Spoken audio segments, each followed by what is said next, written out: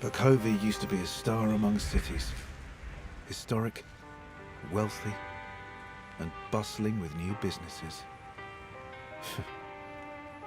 That star's been dying for a while.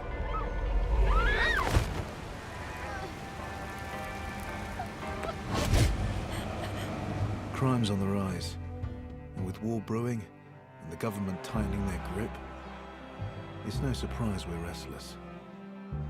Police might be keeping people safe, but there's only so much we can do about the seedy underbelly. With a prohibition, lawbreakers, criminals, and your everyday civilians are all forced into the same watering holes. Usually, it'd be my job to bust this place. But, maybe we can help one another. This place is more useful open. Especially when I have someone a lot more dangerous to catch than a few drunks. Ah, it looks like your first customers are arriving. Let's see if you can loosen their tongues. I'll be waiting, bartender. Ooh. Don't let me down. Ooh, I'm the bartender. I'm the bartender.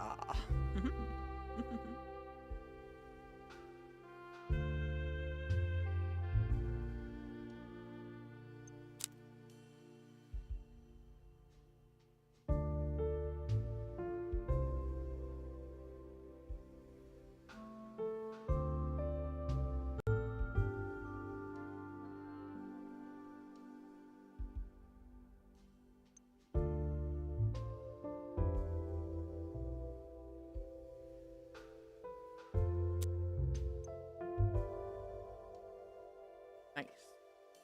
Best served cold.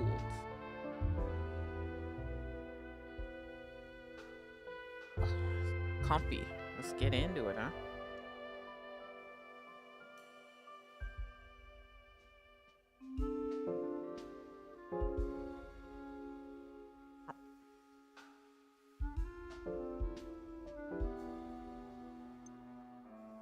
Aim.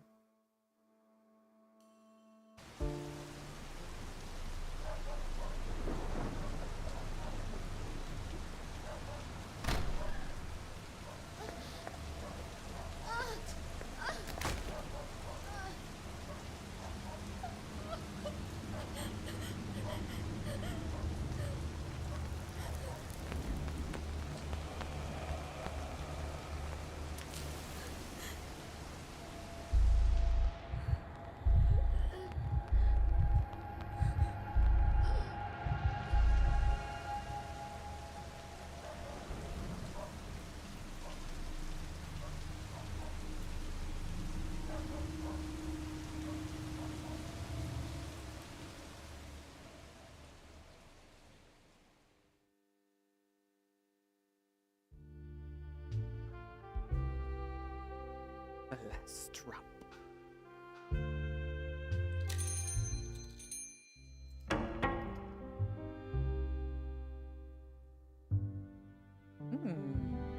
What's this? Indicates how intoxicated a customer is. Okay. Indicates how well liked you are with the customer. The hazed overhead lights in your speakeasy bust to life as the bookshop above you closes for the day. Bookshop owner and your landlord, Vince Flore, takes a seat at the bar and begins mumbling to himself. Ah, there's no voice acting, fuck. What a day. Ron Liture's Providence bound in leather, but to my customers, my books may as well be doorstops. Everything all right? Clearly not. If I ordered a cart of fools and received just one of my customers, I would have gotten my money's worth. Well, we both know why I'm here. I need a drink, so dazzle me. What would you like? Some days your customers will be in a bad mood. This can also be caused by serving them a ruined drink, by choosing dialogue options that upset or anger them. When a customer is in a bad mood, it is shown here in the bottom left. Thankfully, serving a customer their favorite drink will lift their spirits and cure their bad mood.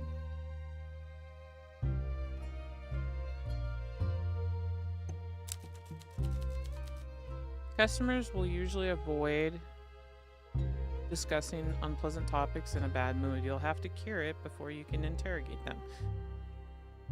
As you get to know your clients better, make sure to learn what their favorite drink is. You can always ask them what they like to get a hint. You lift a clean glass from the tray and place it on the table. Vincent perks up. Let's see if we can cheer you up. That's the spirit! Vincent loves the Eastern Ruby, and we want to lift his spirits and cure his bad mood. So let's select Eastern Ruby.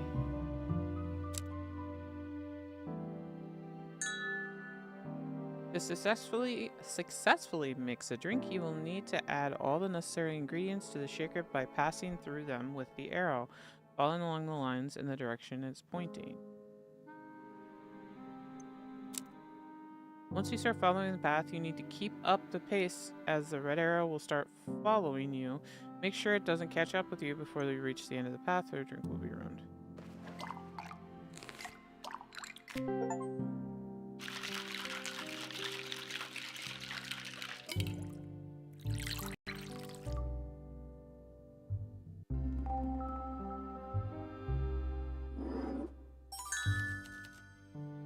Well done. He's no longer in a bad mood. He's even gained some affection. You know me too well, so that made my favorite. The more a customer likes a certain drink you give them, the more their affection towards you increases. Their favorite drink will reward the most affection.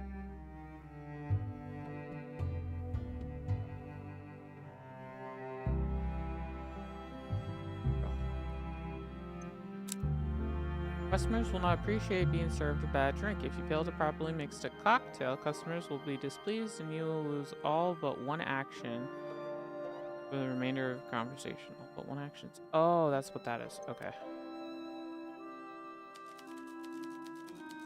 When I was looking for a bartender to run this place, I hoped for someone as good as you, but I didn't expect it. Especially with your background. What's my background? Background? What do you mean?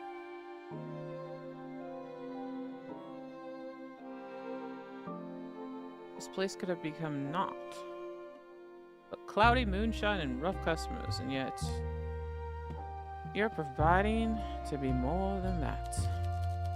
Supply lines for alcohol are fraught, and you'll have to adapt your drink menu to circumstance.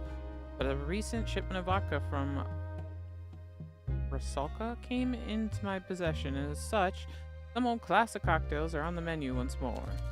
Lucky me, I suppose. Anything else? I nearly forgot. A friendly warning, perhaps? My favorite gentlemen's club is abuzz, with chat about a crackdown on speakeasies. My companions have warned me that the local constabulary is looking to make an example of the flagrant lawbreakers. I suppose that's what we are now. We've opened a bar during Prohibition! Even if that prohibition is ridiculous. The law is the law, and but what's legal and what's right are not always the same thing. People of Saar should not exchange freedom for safety. What if we get raided? It's unlikely they would target my establishment, and I have friends in the constabulary. But you should take precautions nonetheless. Try not to irritate anyone who might incriminate us, and don't compromise on drink quality. I'd imagine most speakeasies are brought down by dissatisfied customers with those loose tongues. I'll be careful, sir. Good. You see, there's a reason I bring all this up. Vincent reaches into his inner coat pocket and pulls out a folded newspaper. It spreads it on the bar top so you can read the heading. Speakeasy guest found dead. Oh. In the early hours of the morning, the body of an as of yet unidentified young woman was found in an alley of Abukavy Boulevard. Bookview police have since released a statement confirming that the crime took place outside a speakeasy and that the proprietors, as well as several guests, have been detained for questioning. This murder is almost certainly the latest in the string of crimes committed on and around the boulevard by the so-called Bookview killer. Citizens are urged not to attend these illegal establishments for their own safety and to inform local law enforcement if they suspect any illegal activities taking place. Don't get too bothered by all this tittle-tattle. I'm certain these murders are fabricated by the puritanical bureaucrats on the city council. Doesn't?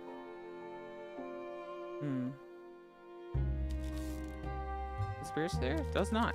Greedy, joyless politicians are making sure this prohibition is enforced. They can spin tales of crime and murder if that's their interest. You know, a certain politician is lying when his mouth is moving. The scoundrels are not above manufacturing a villain to scare the populace. Takes a long slip of his drink and sets it down on the table, his fingers nervously rattling on the glass. Murder at a speakeasy doesn't mean visiting one is dangerous, but I wonder if those who indulge in tabloid rumors can grasp the fact. I imagine the authorities will be paying closer attention to venues like ours. They think we offer safe haven to vagabonds and scoundrels, but all we want is to kindle the dying flames of conversation. Imagine the surprise when they see the depth and breadth of fine gentlemen and ladies who will frequent our establishment. But heed my words, friend. Be on your guard. I will! We're on Bookie Boulevard, so the locals are a mixed bag. Consider the customers carefully. My friends especially are people of culture and arts. There's no doubt in my mind that some shady characters will show up. But I imagine most will be harmless. I hope so, anyway. Mix of high and low society makes a good blend. Honey and lemon, wine and cheese, crackers, that sort of things. Jokes aside, do be careful, bartender. I've invested a lot of money in this place, and while it's yours to use, I don't expect it to be sweeping up. I don't expect to be sweeping up eyeballs and teeth at the end of the night. Okay, understood. One more thing. We both know this is your last chance. I went on a limb to give you this opportunity, and I've turned a blind eye to your past troubles. Make sure those troubles stay in the past. Keep your nose clean. I get it. Follow my rules, you'll be under my protection. I promise I'll keep you safe. One hand washes the other. Got it, boss. Good, good. Thank you for the libations. I should return home. I hope business goes well. See you, Vincent.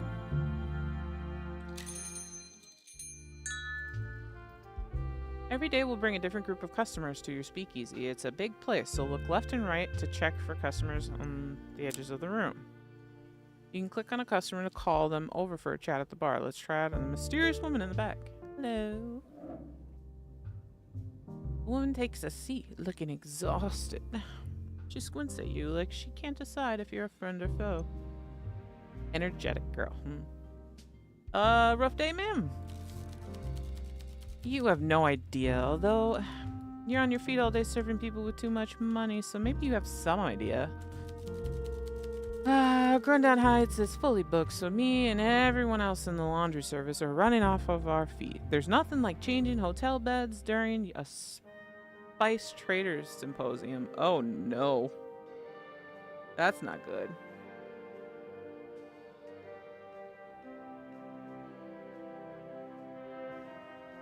Clip my hair back. It's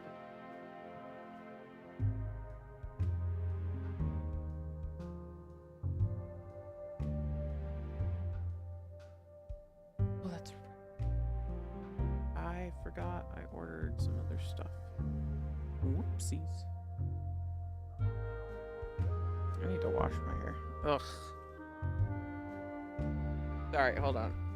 Oh no moment.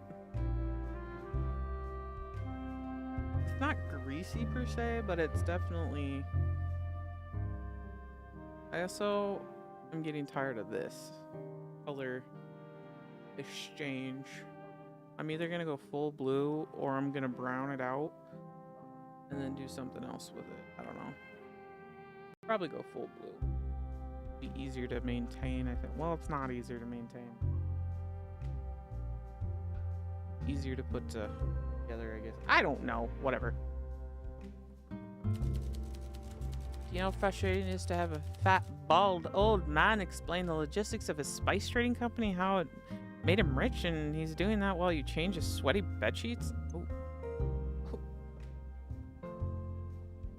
I can guess. I sure can. I sure can guess.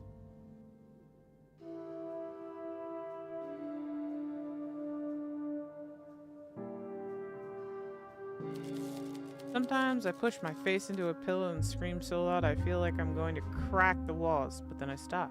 Nothing's changed. Sounds like you need a drink, ma'am. Yes. Yes.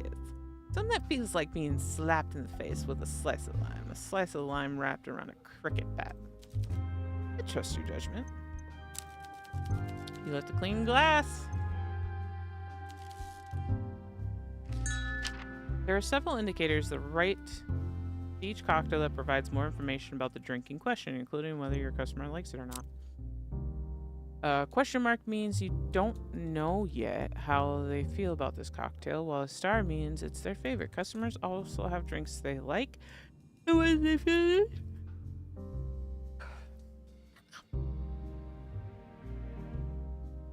and ones they feel neutral about. This information gets updated every time you serve a customer a new drink.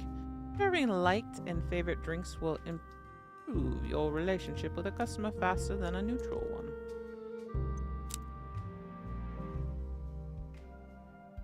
Indicates the smoothness of a drink, which determines how long a customer is willing to stay and talk about being served. In other words, how many actions you will be able to take during the following dialogue. Every new topic you discuss costs you 1 action. Once the action counter runs out, customers will leave the bar, so don't forget to serve them a drink whenever you talk to them. Customers can be called back as long as you have actions remaining, but you can only be served once a day. Meanwhile, the percentage alcohol shows how alcoholic a drink is. The higher percentage, the more intoxicated the customer will get. Some questions will require a certain level of intoxication to loosen a customer's lips. But be careful. A customer that becomes inebriated will go home. Alcohol tolerance will... No, goober. Alcohol tolerance will vary from customer to customer. Now, you know the power of the bartender holds. The better your drink fits the customer taste, the more affection you will receive. It can also affect a customer's mood as well as how talkative they will be after you serve them. Let's take her a drink, shall we?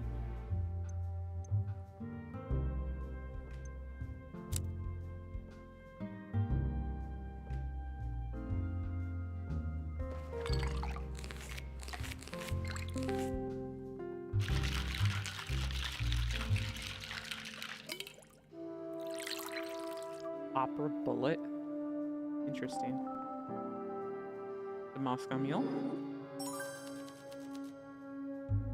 Oh, damn. This is perfect. Don't let me have too many of these. After a long shift, my brain is buzzing. I just can't go home with all this fuzz in my head. The prohibition closed the bars and clubs. Everything else got more expensive, and an opera ticket costs a month's rent. I've never been being so busy. It's so busy. Well, there's Spice Merchant Symposium, but there's some big show going on as well. Everyone's wearing their fanciest threads. The women in the sparkly dresses and their heeled shoes. Looks like torture to me. Me too. At the hotel, I only see the clothesline on the floor, stained with peppermint sauce, coffee, nicotine, and worse. At least the folks going to the shows are clean. I guess I clean up fewer wine stains now, so maybe the prohibition isn't all that bad. Downs a drink, wiping her mouth for any spills. Woo! Take that as a compliment. This watering hole is new, right? The weird old guy put me onto this place. Nightcap just opened, yeah. Nightcap, huh? Funny name. Oh, I'm Clara, by the way. Mind if I just call you bartender? You don't seem too prissy about the type of customers you get. Rundown Heights has 3 hotel bars, but I didn't fit in any of them, even when they served booze. The staff bar was all drunken bellhops, the mid bar was full of posers, and the Spire Lounge would charge me a fortune for just looking at the drinks at the menu. This place feels a bit more varied in its clientele. You got all sorts in here. We're all equal when we walk through these doors. Smiles warm. She nods a little, like she just made her mind up about you. I can get on board with that. Good. Well, I should be heading back. I got a barista, a barishitsu sparring classes, and shift tomorrow. And if I don't get a good sleep, all those are gonna be beat stuffing out of me. Take care. Now everyone's been spoken to, let's end the day by using the bell. Click the bell on the counter to signal all customers to leave and head home. You can also use it as the end of day early when you don't feel like speaking.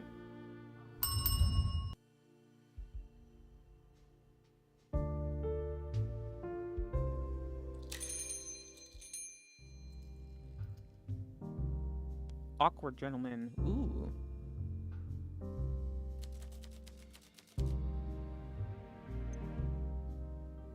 What kind of guy though?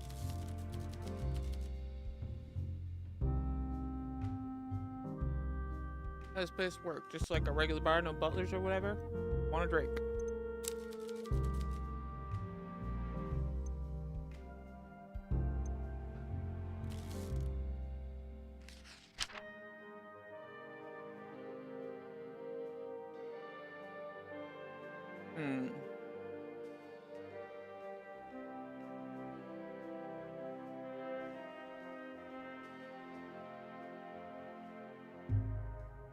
What do you think we'll like?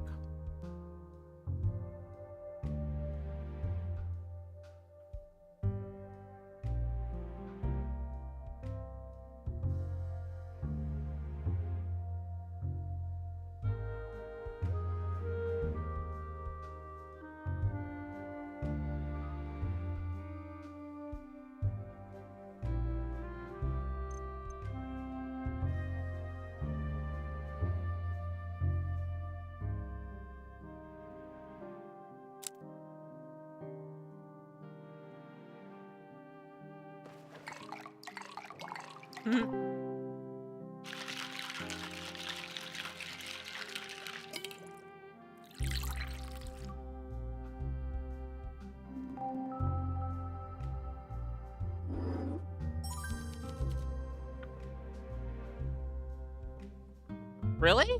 Hell yeah. Probably guessing I'm here more than a drink. We have business. Ah.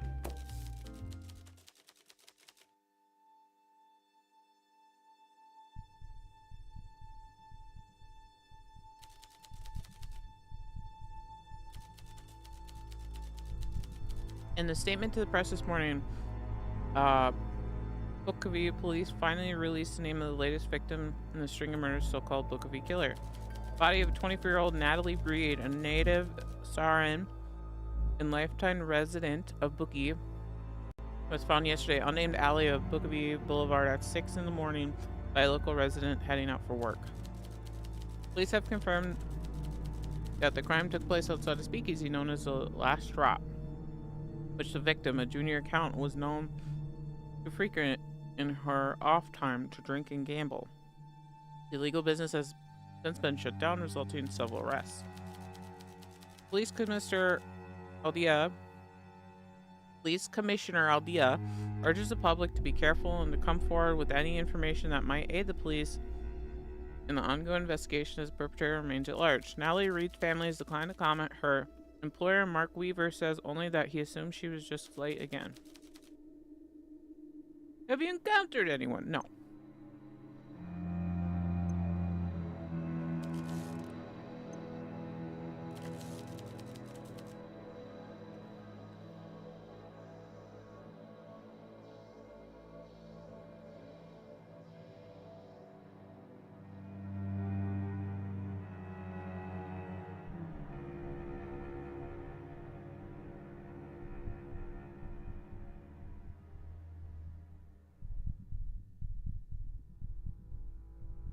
Oh, that means drunk.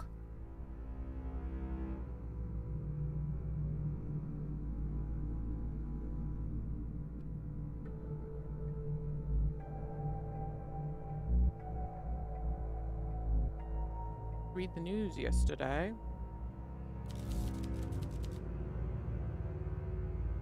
And since you just served me alcohol, that would make this place a speakeasy. Exactly. Pulls out a police badge. It reads Constable Hugo Mertens. He waits a moment to make sure you understand the gravity. I'm investigating a series of murders that took place outside this established speakeasies. Unit shuts down. Speakeasies are, at the moment, one of the only leads I have. I may never say this again, but your business needs to stay open. The killer is using locations like yours, so one of your patrons could be the killer. And you need my help. You'll be helping yourself if your clientele keeps getting murdered. Well, not great for business. For a time, your establishment has protection from me and from the rest of the constabulary. This place is no longer a bar, it's a hunting ground where I will catch a killer, with your help. First assignment is to interview these drunkards and find out if any of them frequented that speakeasy where we found Natalie Reed. Do that, and I might extend your time a bit longer so we can figure out who's behind this.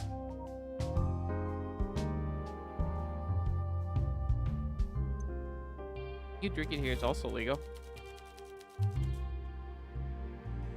It is, but I have dispensation. And with your background, I'm sure you agree it's best if we don't look too closely at who's broken which laws. Are you gonna help me? No option. Jake said softly, then pulls the badge from the table, places it back inside his pocket. I did my homework. I know who you are. Just think of it this way. As a reformed citizen, you should be more than happy to help out. I understand. You might not be too fond of the constabulary, but you have to be realistic. Right now, we want the same thing. I'll do it. Good, any questions?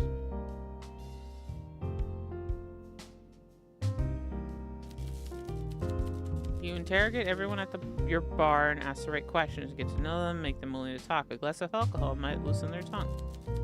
Just you keep track of your findings in a notebook or something. I also see you have a unused pin board in the room behind you. Detectives at the station like to use this to keep their minds organized. Visualizing connections make them easier to find.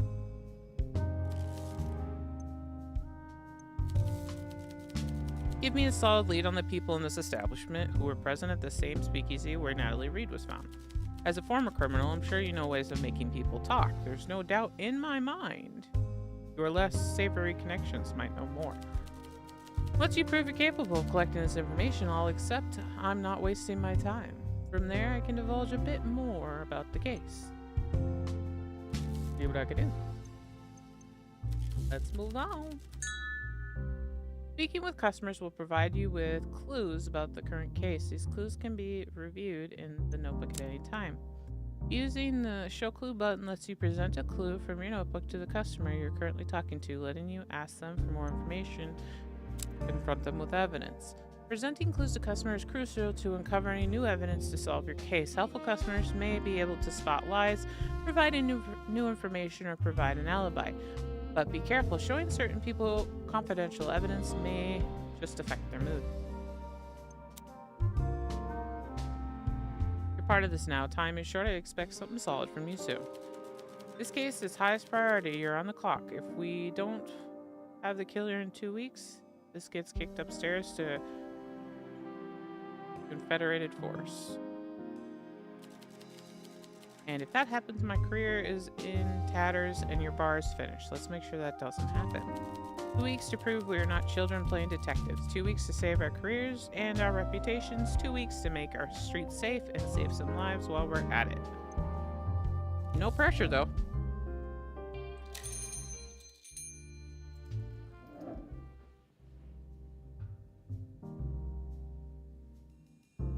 You don't look fish. Peter Wagner answers your bar. You recognize him by the scar on his cheek. Been a while. and you don't quite know if you're ready to see him again. He take a seat, looking you in the eye. You can't quite tell if he recognizes you. You hope he doesn't. Welcome to the nightcap. Great location for a speakeasy. The filth are looking for old bars opening up again, not basements owned by bookworms. Make me a real drink so I can forget all the weak cat piss they serve in the stacks. Memory serves you mix a good cocktail, though usually a bit sweet for my taste. Miss me, Peter? Every day, I cry myself to sleep on a pillow soaked through with tears. You feel the same, I imagine. Sure. Raises his eyebrows, shoves a few coins your way. Let's see this new jaws of your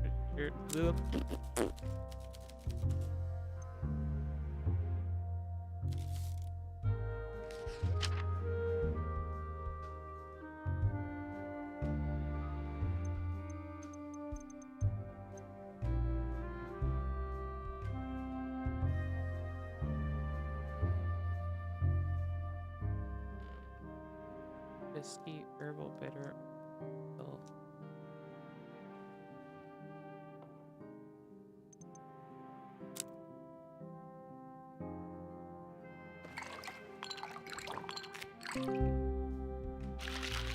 It has a high percentage on it, so I'm assuming.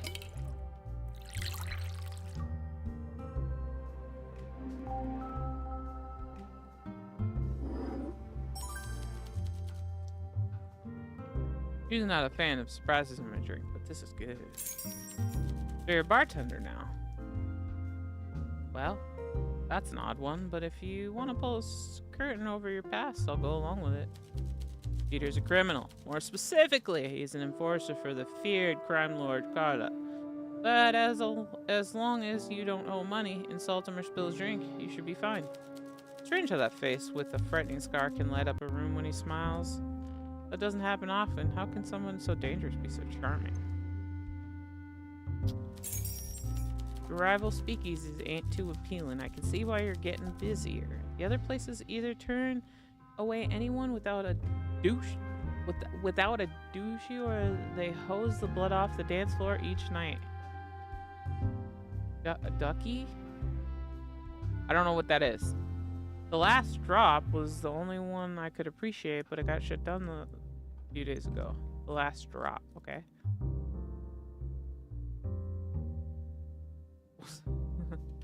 Your job these days. My collar's blue and I work with my hands a lot. Some of the other fellows in my line of work have a bit too much fun for my taste. I like your colleagues. I reckon my job ain't good or bad, it's neutral. Cause and effect and all that. What I do is a natural result of the system we all live in. Deals people make. Okay. I take no responsibility for what happens to the folk I collect from. They knew the deal they was getting into when they took the money.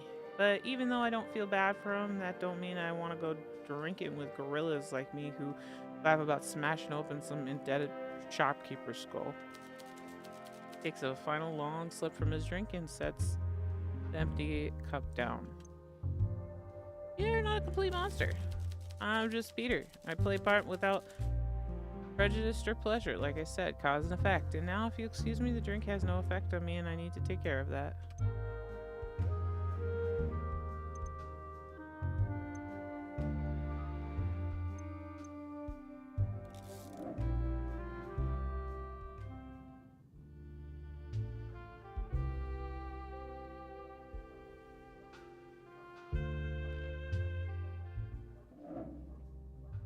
The miserable-looking man sits down at the bar. Big Cloud follows him.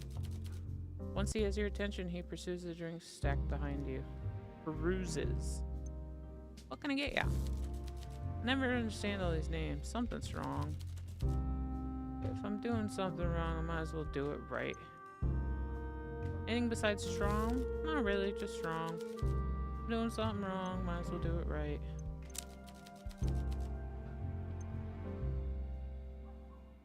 What does the goddess want you to order? Make me a drink quickly. Your jokes. No.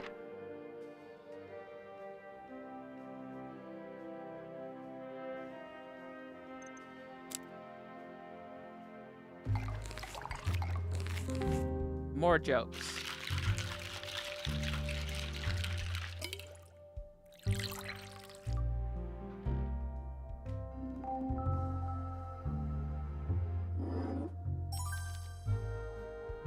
Goes down quite nicely. He shrugs, places a glass back against his lips, and downs the rest. When the glass is empty, he wags his finger for you to refill. But we start with your name. You really don't know who I am. I'm Father Lacey, but you can call me John.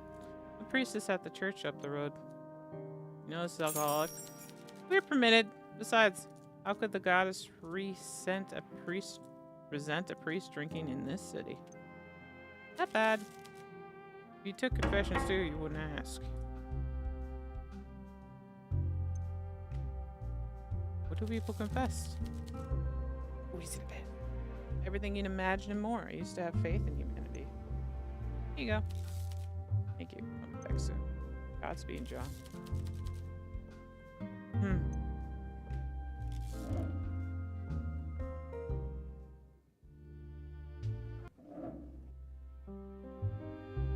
Pretty lady.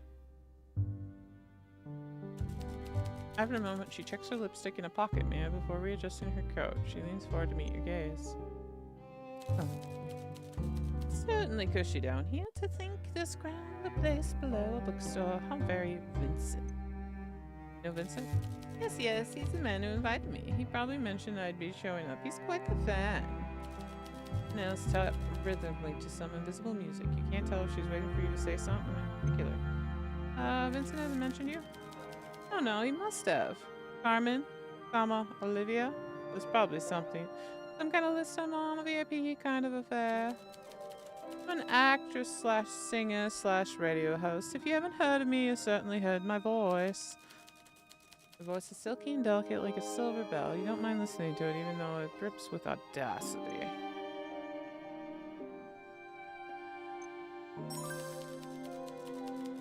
See, we all need a little push to jog our memory sometimes. Perhaps you heard about the time I saved a performance of dandies and dames at the classical grounds. Maybe. The stagehand forgot to leave a prop gun on stage. I ended up singing bang bang noises to finish the performance. The audience loved it. The director went along with it. The show got middling reviews, but I was praised for my quick thinking and my coolness under pressure. Can I get you a drink? You buying, darling? Put on my tab. I'll be here often. Really await your performance, bartender. Anything? Something fruity. I love tropical fruits in particular.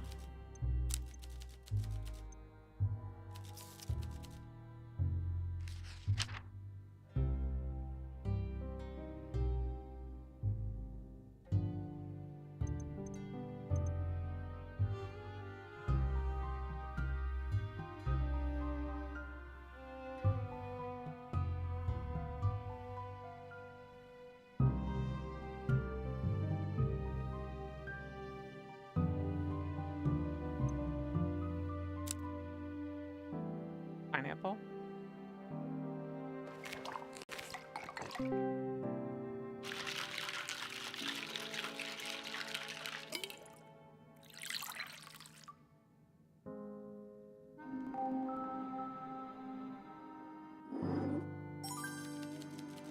Astonishing, flawless, incredible, divine, absolutely brilliant use of everything. Inspirational, honestly. What a day. Oh, did I tell you about my radio career? Doesn't wait for an answer. Instead, she leans forward, curls a finger to pull you close. Well, today I spent the majority of my time reading contracts. I'm starting my own show, you see. Something daring, something bold, something that'll knock the socks right off my listeners. I'm calling it Camille and Carmine. Classy, right? Absolutely. You're one of the first to hear about it, and well, I suppose I let my mouth run while I'm a little tipsy. Some more. Find out soon. Ha ha ha ha ha. Picture me and my sultry voice broadcast nationwide to people of Saw. Even the poor folks who can't make it to my stage performances. I'm so excited. Congratulations. Good things happen to good people, you know? Swirls the last bit of her drink, takes a long swip, wipes her mouth. Thank you for the drink. I will be back, though. Hopefully soon you won't have to wait too long to hear my voice. Kisses!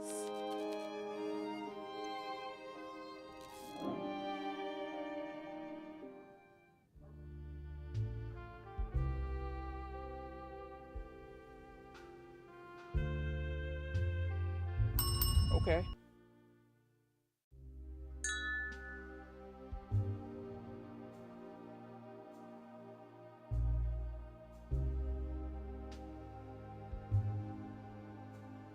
At the end of the day, you return to your home office where you can review your clues to the clue board and try to make new deductions. Besides structuring your thoughts, the clue board also has another very important function. Some clues can be connected to form new evidence. Spot a contradiction or two pieces of evidence that tell you something about the same person or event. Try combining them. You can combine two clues by connecting their plans with string or red. Place a clue you found on the board. Simply click and drag them.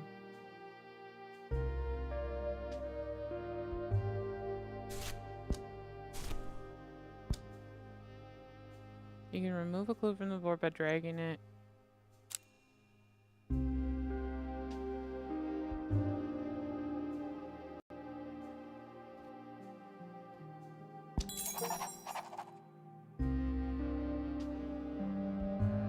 Peter frequently the last stop speakeasy where Natalia Reed's murder took place. Before it was shut down, he should be able to tell who else went there to drink and if any of them visited the nightcap.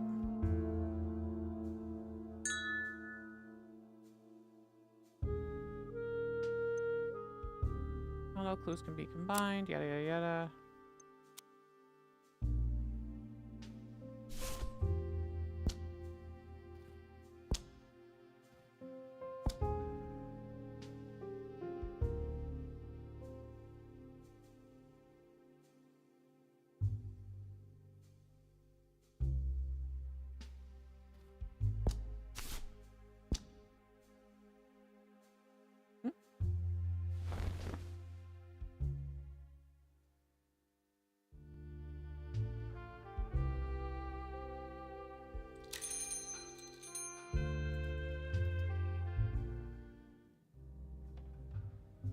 Well, well, look who's still open in a world of dwindling light. You're a beacon in the light.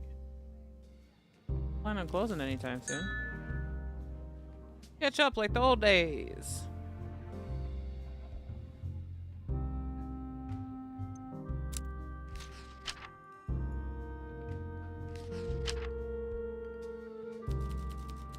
Story about fraud that got iced at the speakeasy? What about it? What do you think? It's a story. I'm sure the journos did a great job. They always do. Don't be like that. I want your opinion. Fishing. For what? I got nothing for you. You and I both know how this show plays out. The papers spin the same stories. The holy-poly get all worked up and they ain't no one got the real facts except the ones who know to keep their mouths shut. Folk who say the city council are fabricating the killings. They got their heads screwed on wrong. Book of E officials can barely patch up a hole in the road, far less stage a murder. I know a professional job when I see one, and this ain't professional, but it was done by someone who has experience. Someone who planned it out real careful and who's done it before. You visit? Yeah. And? Plenty of folk went there, so don't go making any inferences. You know where the line is. No need to see what happens if you step over. Who else went there? Hard to tell. It was a mixed crowd. Let me think. Alina Dragos, the type of rich blonde who don't want nothing to do with me. Last year, she made it a big thanks to her daddy winning the jackpot at a poker tourney. Elliot, the sour-faced alcoholic who popped in occasionally if he was in school, I'd beat the snot out of him and take his milk money. I still might. And Killian Duran, the rich kid with the baby face and soft hands. You taking roll call? This bartending gig doesn't work out. I suggest a job as an intrepid reporter. What do you think of that, Scoops? Right, I was just curious. Catch up like the old days. If you don't feel like asking the customer any further questions, you can always press the leave button at the bottom. Make conversation regardless of how many actions you have left. However, if you still have questions for Peter, you can sit conversation.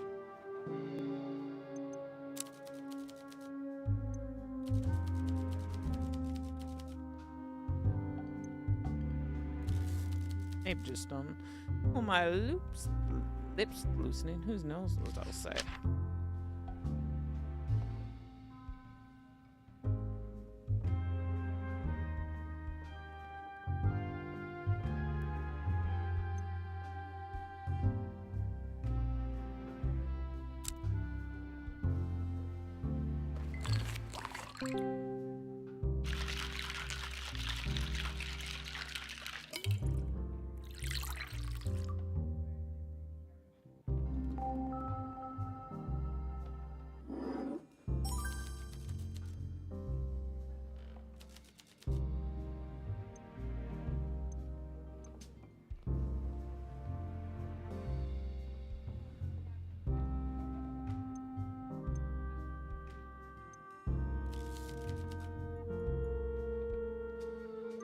Fuck.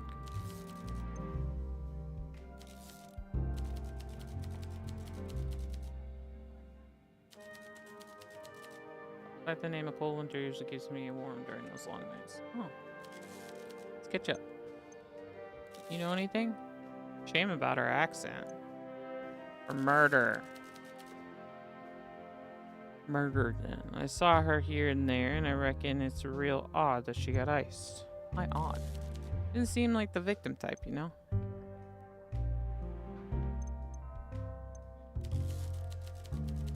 These eyebrow shift, can you know a nook? He was confrontational, fearless. Most people are intimidated by me, but she brushed me off. She brushed off my employer a few times too. Usually the ones that end up victims are the ones who don't fight back. Even drunk, she'd probably put up a good fight. Really? I'd reckon so. Killed from behind, right? Whoever stuck her probably thought they couldn't take her in a fight. Police or whoever is holding your leash should be looking at cowards. That's what you should be investigating. Who says I'm investigating?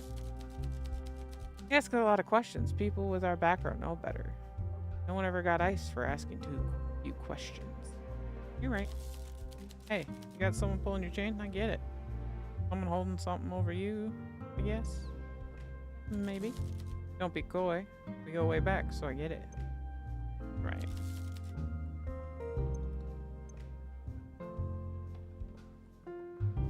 I'll be right back.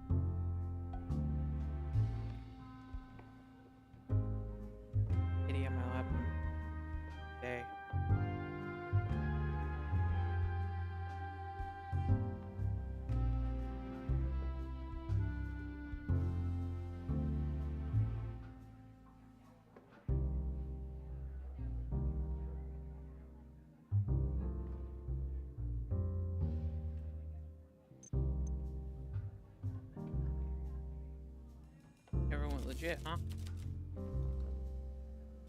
Let's both assume I'm not in the mood for this combo.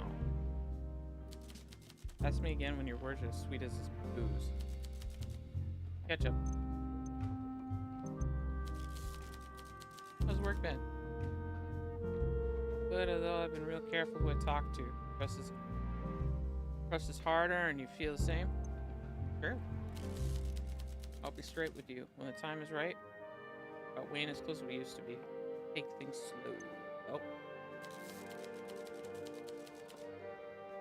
No, I won't go home, but I can't stay here. Make sure you don't get into any mischief while I'm gone. That's my job.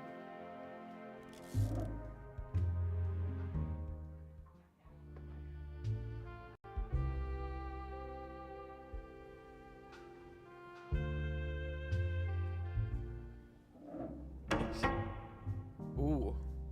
Moody looking man sits down. He takes a deep breath, hunches over the bar, avoiding eye contact. Long day.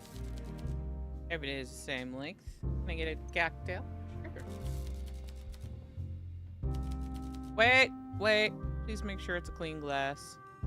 Our glasses are clean. I'm sure, but I've had bad experiences, smudges and such. One glass, no smudges. Good. I'll have that cocktail. Waiting. Any particular flavor? Nothing too fruity. I don't like seeds or pith in my mouth. Something minty.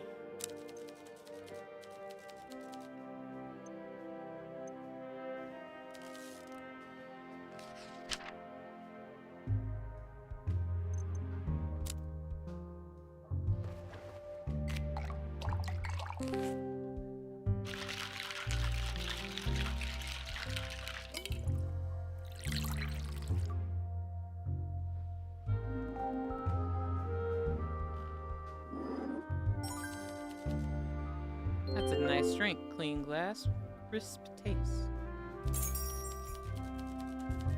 Watch him down the rest. When the glass is empty, he wipes it carefully with his sleeve, making sure to clean the rim where his lips were. You a big drinker?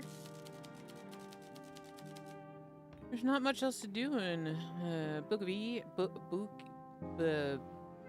Bookavie. To be honest, I'm not usually out on days like these, but my date got canceled. Are you open the whole weekend? We are. Good. I usually need a drink. I'm Elliot, by the way. I live a few streets over. Nice to meet you. Can I get another? Nah. Should head home. Thanks for the drink. I'll be back. See ya. You guys are gonna give me trouble. The young woman sits carefully at the bar. Before she says a word, she looks at the list of drinks on the wall behind you, a tad confused. Evening. Hello.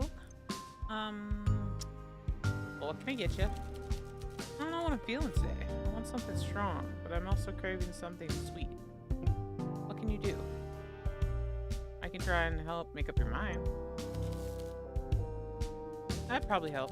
Okay, let's roll a dice. Surprise me. Strong, but sweet.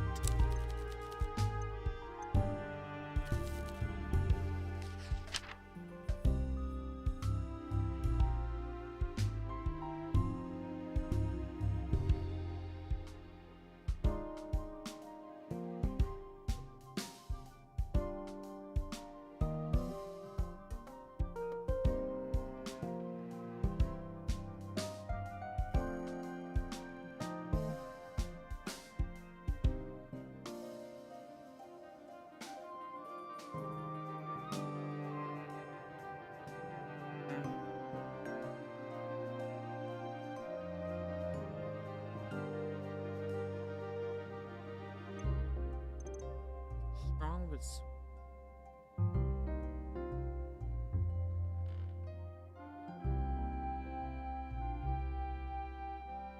No.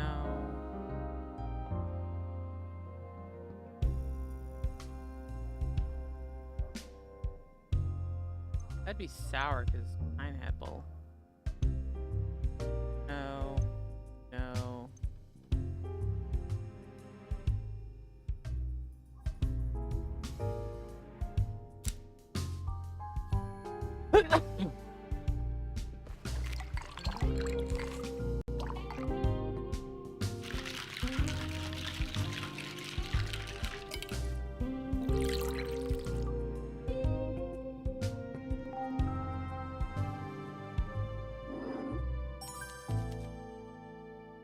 Definitely don't hate it, thanks.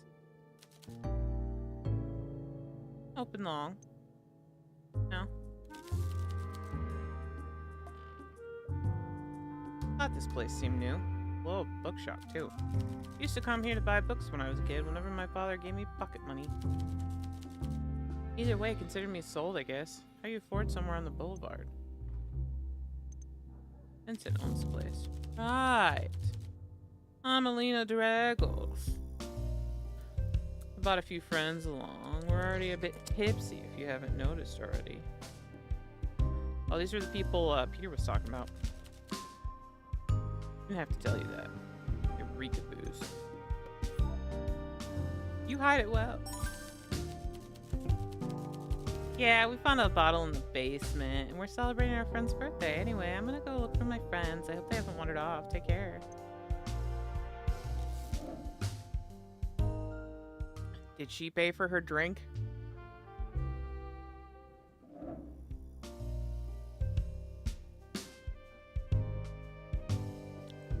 Before he even sits down, you can tell this young man has an attitude. Frowns at the bar. His seat, drink selection, and you.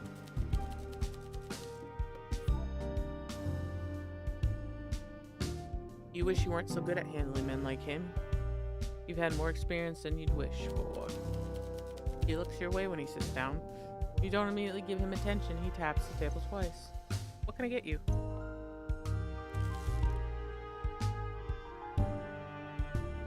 Surprise me. Some hints? Well, I'm a big fan of rum, I think. Think? You watch him try to get comfortable in the seat. He looks over his shoulder at the three girls he came in with, then regards you with an urgent look in his eye. You're the bartender, so 10 bar and serve me something. I don't drink too much, and my parents are into wines, not cocktails. I can handle that. Thank you.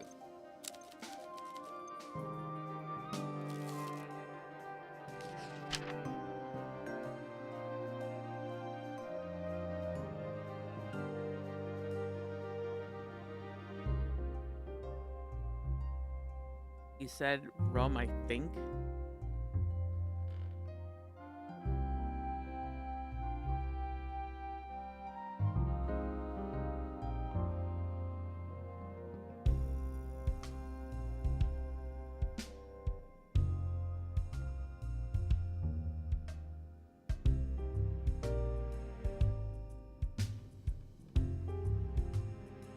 I would try his white rum, but I don't think he would like that.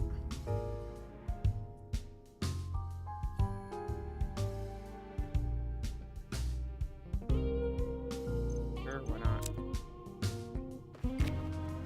I would have got him something with wine, probably. It's a better choice, but...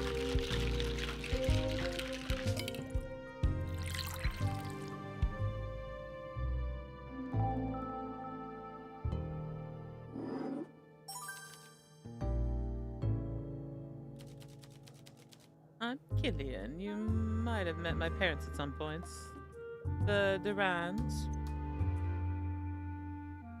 Might have. Might have met a doctor with that surname, though it's fuzzy. Fine people, though I suppose as private doctors, perhaps a bit out of your price range for healthcare. With that, he pays, turns around, and goes sit. Wow. Okay. Good talk. Are you overstimulated, Kitty? Is there too much going on? She keeps looking at all the screens. She looks like she's overstimulated. Yeah. Stimmy stimmed. You get used to it, it's okay. Itchy neck. Itchy neck.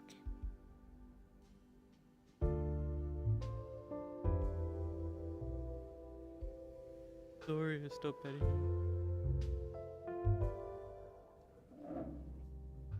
Young, well-dressed woman sits at the bar and waits. She doesn't seem the happiest, but as soon as you look at her, she puts a smile on and leans at the bar. What can I get for ya? I don't really know, if I'm honest. Too many options. How about I choose? I'd appreciate that. Feel a bit out of my depth here. Something light, though. I have to work in the morning. Looking forward to trying anything you make for me. Any flavors? May sound dumb, but tomato. Looking forward. Oh, well, that's easy. Easy peasy lemon squeezy. Whoa. You want your belly rubs?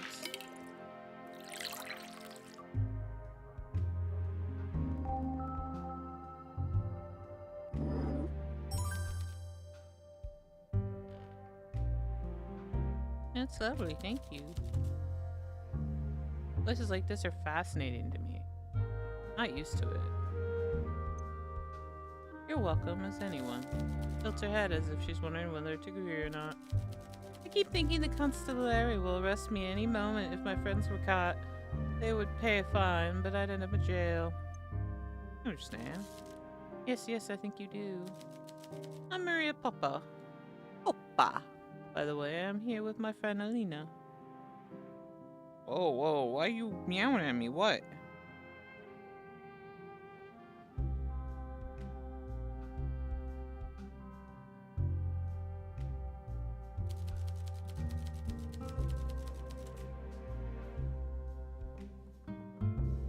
Speaking of, I should probably go back there. I wouldn't want to miss out on another story from Wendy about how her butler's getting fat and her swimming two's big. Here, put on a smile, grab her drink, make her way over to the table. Oh, she's the broke one. Oh, hi, what? Don't.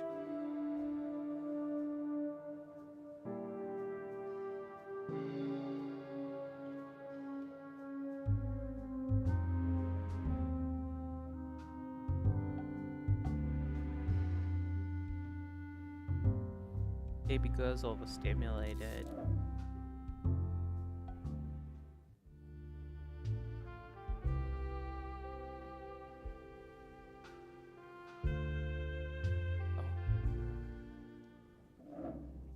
Woman sits down at the bar. Her eyes are piercing.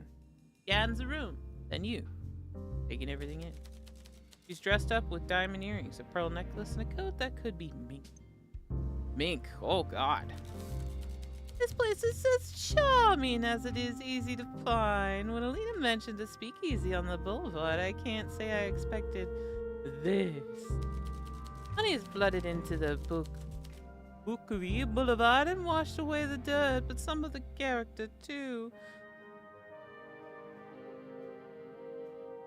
However, it seems to be flowed past this venue without impact.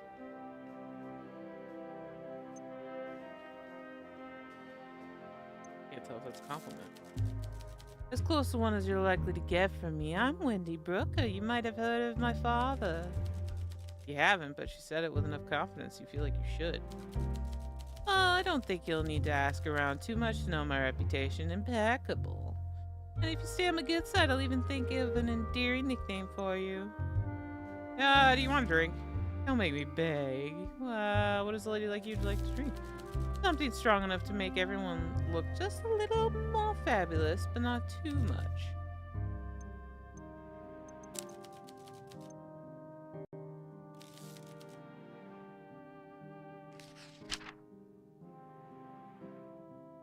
I don't know what that means.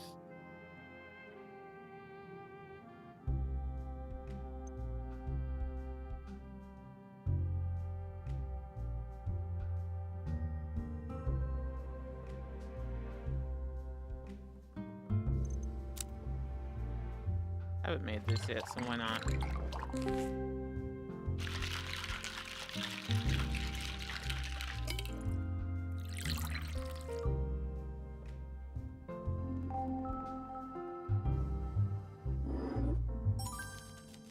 A twist, not bad, but too many of these and I'll get bored. Take this back to my table now.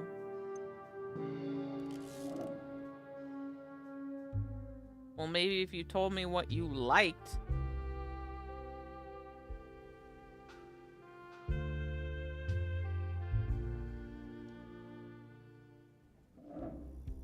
Hello, what does a girl need to go get a drink? I mean, let's catch up.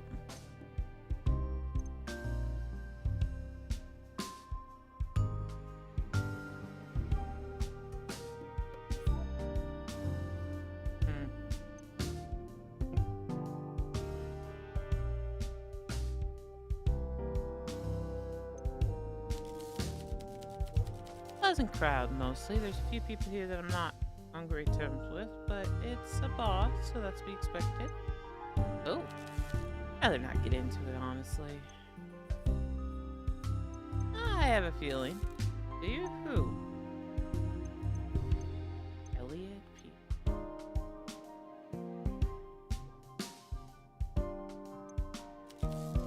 How'd you guess that? Just instinct. Ah! He's a piece of work, alright, especially when he's drunk. A few months before Prohibition, I was at a casino with my father on my birthday. He wasn't exactly going to bake me a cake, and I didn't want to be alone all day till the club's open and I could see my friends. So I figured I'd take an interest in his hobby. While Dad was playing Baccarat, Elliot made a play for me. Ugh, creepy. Obviously, I turned him down pretty quickly, but I remember him getting so angry. I tried to brush him off gently, but he really didn't get the message. Dealt with fellas shouting at me before, but this was different. The more his rage built, the quieter he got. You could tell he was losing control, shaking. Clung to my dad after that, and didn't go back to the casino. But I'd still see him around sometimes. It makes my skin crawl. Sorry. I'll be sorry. Be cautious. He has a few screws loose, if you ask me. Hey, keep that in mind.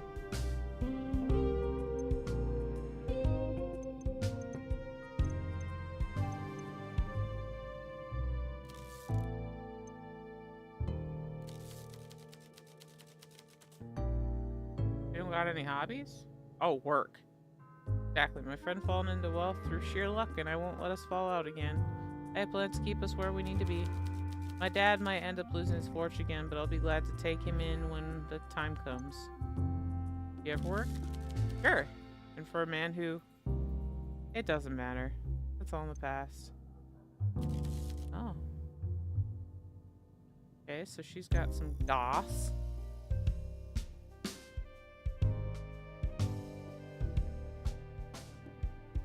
Anything in your spare time? Competitive chess. I'm good at it, depending on who you compare me to. Brian and I have been chess partners since we were kids. Oh. Back then, we imagined that if we got good enough, we'd live the life of chess grandmasters. Play chess for trophies, live in hotels, go to parties, have crowds cheer our names. Reality is, a lot of these events only pay you when you win. The entry fees are extraordinary. Back in the day, we did overtime to afford the qualification fees. We'd be so exhausted from overtime that we'd never play our best. We'd scrape enough money for one hotel room and pass out each night. Still fun though. Ever win?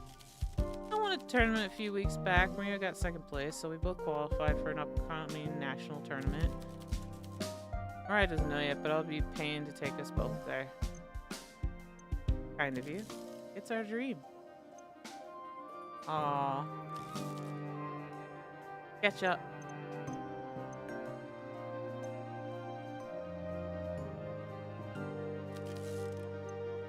You two dating? Me and Mariah? No, but we're close.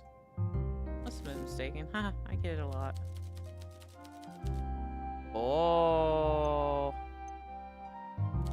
Oh. Is that time? I should... Fuck. Okay. See you later.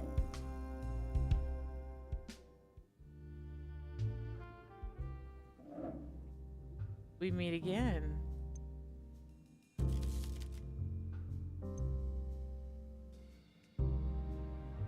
Tell me about yourself. What does there say? I grew up at Papa's old estate, home health, out in our country. moved to Bukivy because I got bored. I come to dive bars like this because I love the entertainment. Dive bar, I say you fit right in. Oh, are we sparring? That's adorable. You continue to meet my expectations. People must love you. Come, darling. I'm being exceedingly gentle. Let's get to know each other better, or worse if you prefer. I'll start. I was born, I moved here, and now I sat in this cramped little stool talking to someone who's a very colorful background.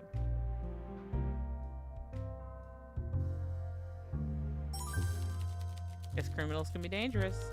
I know a lot, darling, and most of what I know I keep to myself. This has been delightful, I mean that. Refreshing to have repartee with someone who can keep up. Oh, Jackie wants the mouse.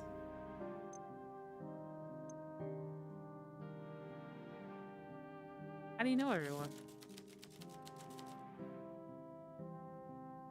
No, Jackie. No, no, no. Ugh. Oh.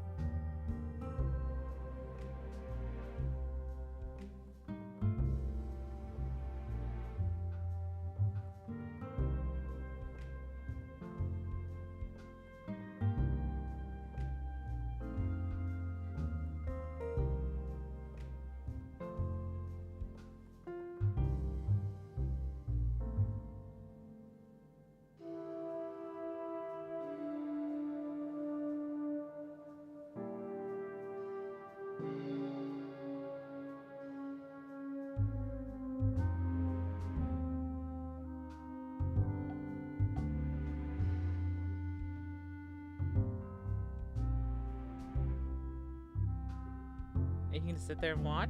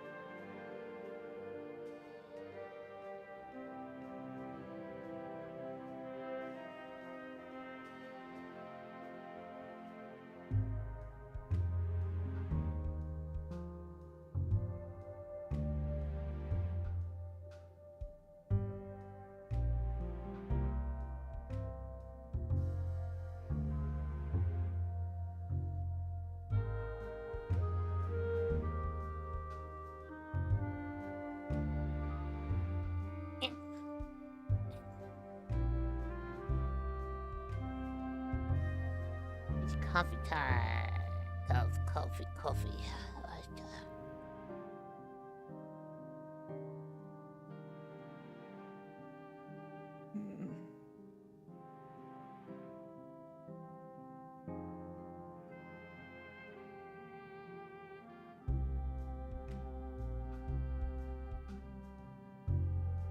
I'm finally getting a bit of a crash, which is weird.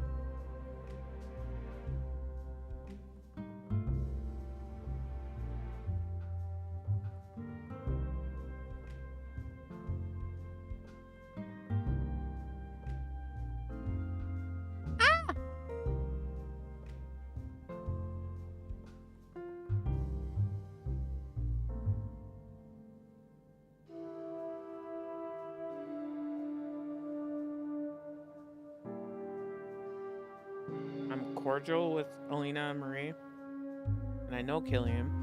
We met a while ago at tango class, you know. in pre-prohibition times.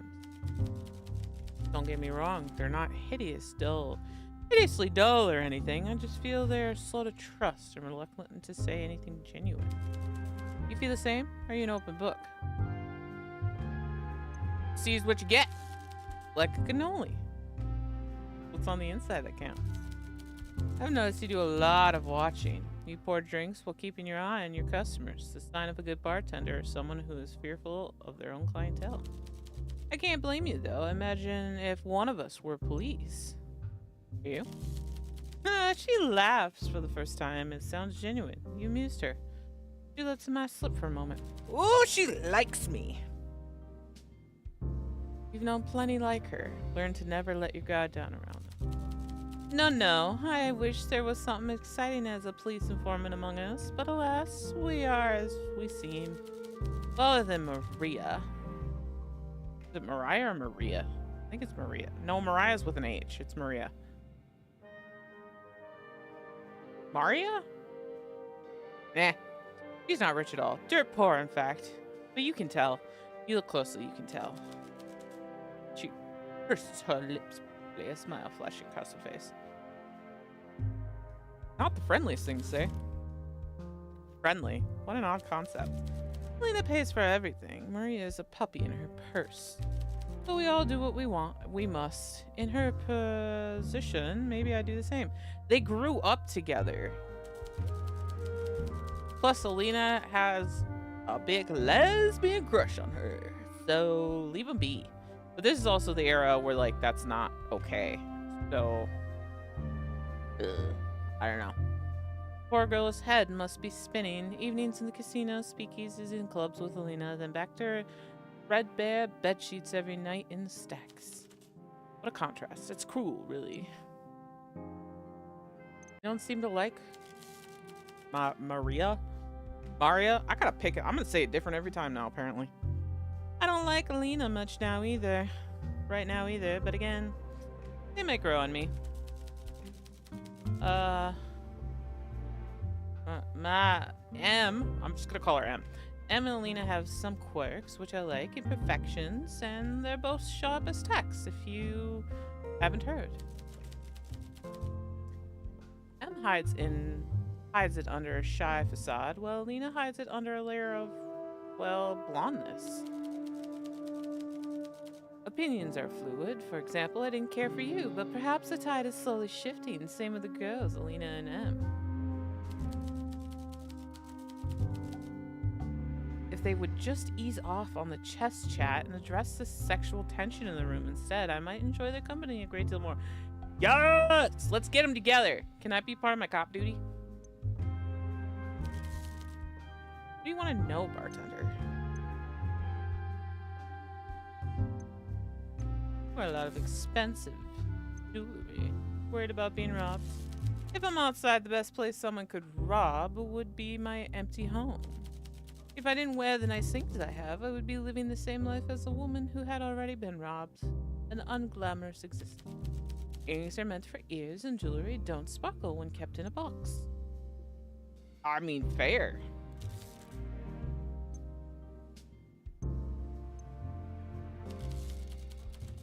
You know anything about Natalie, the dead woman? I knew of her. It was quite unavoidable when you're in the company of Alina Dragos, especially when she had a few drinks. What? I could bore you with the long-winded stories about Alina's infamous drunken rants, but why would I deny you the pleasure of experiencing them firsthand? Certainly seem to be well placed to engineer such a rant once again. Just give me a warning before you do, so I may cover my ears in time. Oh well, would you look at the time? I'm going to make my way home before the sun comes up. Good night, Wendy. Thank you for the conversation. What's up, boo-boo? Bartender, what tends to happen if you visit? I bet you bear all sorts of tittle-tattle in here. What's the subject of the day?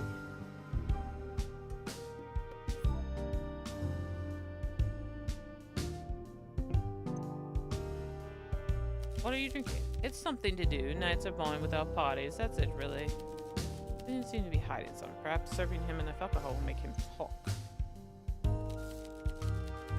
baby. All sorts of tittle-tattle. Lena's a lot of fun to be around. She's like summer sun bursting through the clouds. Poetic. Very bubbly. Funny that someone like her can come from such a poor family. Lots of personality. Sometimes what comes out of her mouth sounds like intellectual gibberish to me, but even the most frivolous words are kissed on the way out of those heavenly lips. Dude, you don't have a chance. I bet you hear all sorts of tittle-tattle.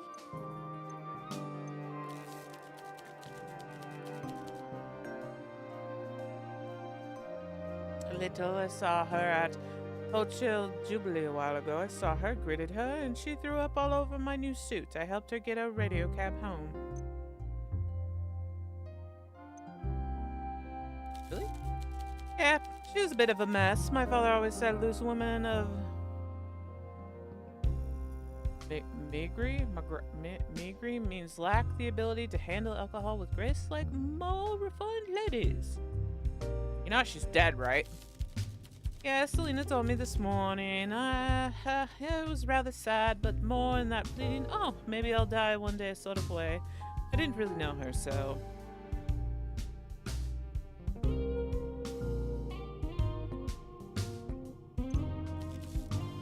You will die someday. Is that a threat?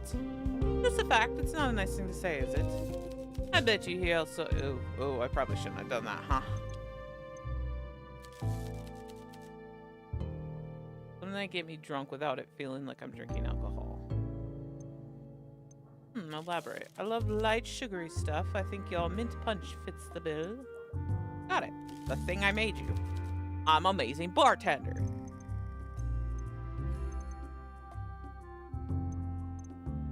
Alright, bye-bye.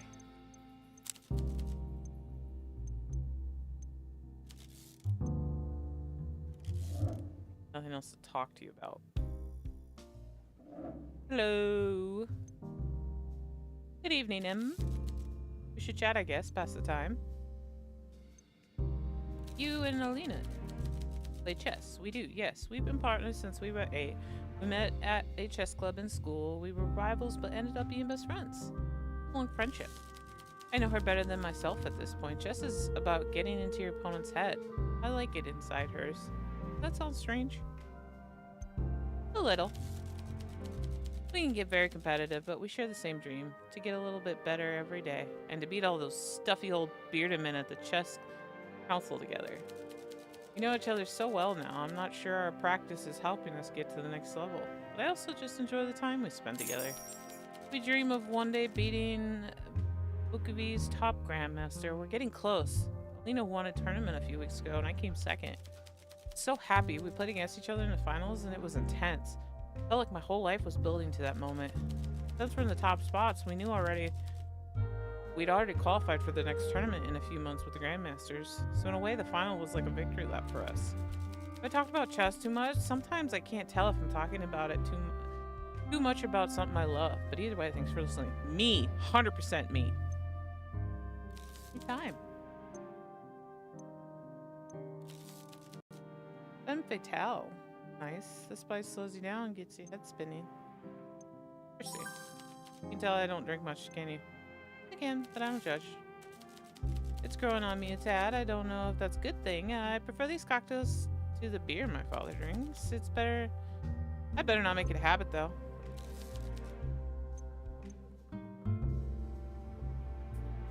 Tell me about yourself. What do you want to know? I'm a people pleaser. Is that okay? I work at the old tailors in the stacks. You girls that seems good talk about drinking and dancing, but I keep my head down. It's Maria. Oh, it's like West Side Story. She works at a seamstress shop. Ugh. They think I'm dull, but I knew that place would catch fire one day. There's a fire? That building is a death trap. We don't know who blew the fuse box. In a house of matches, it can be hard to find the first spark, you know? But it didn't burn down completely. Lena and I just can't play chess in the basement anymore. Oh, you play chess? We were at... Yeah, I knew... Hello? We knew that. When we were at school, we played for boiled sweets. No wonder we still have teeth. The women in the workhouse think I'm quiet and boring, but I watch them and I see. Patterns, not just in the fabric, but in the city, the people, and most of all in chess. Alina is good, but most days I can beat her. There's a fire in me competition, even without candy victories. Sweet. Yeah, see, that's one thing too, is I know patterns really well. Like at work, people like I notice things a lot more than most people think, and they're like, well, I don't know what's going on. I'm like, open your eyes, fool. Not quite. Although I have won tournaments, we both won a few, but none that were official or major. Lena always beats me when the stakes are high. It's like the pressure of playing against my friend makes me wilt. Is it that or another W word? The heat of competition, she lights up and I burn out. She just wants it more. I asked her once what her secret is. Never forget what she said. Never dim your star to make others shine brighter. Facts to live by. Any other hobbies that aren't so intense? Cooking, I guess. I can make a great sarmal. But this is starting to feel like a job interview instead of drinks order. Fair point. Not a big drinker. Not at all. If I'm honest, I come here because Alina asked me along, and leaving her at a bar alone isn't something I'm comfortable with. You're a good friend. I think so too. Alina and I have been through a lot. I like knowing she's safe. Even if it means drinking. Well, you don't have to drink. Oh, it's not so bad. Sometimes having a few drinks makes the book I'm reading even more exciting, though I often lose my place and have to read the same page over and over. You're welcome to read anything on the shelves. Really? I mean, thanks. Thank you. I wasn't sure if a speakeasy was for me, but a speakeasy with a library? We are below a bookstore, so. What do you know about Natalie? The accountant? I don't think I've met her. Sure I did. Hear about her death? Oh, the headlines, like the start of some macabre murder mystery, but without the cheery ending, probably. The police will catch whoever did it. Maybe a killer can get away with murdering street girls or factory workers, but not someone like her. Let's hope. Okay.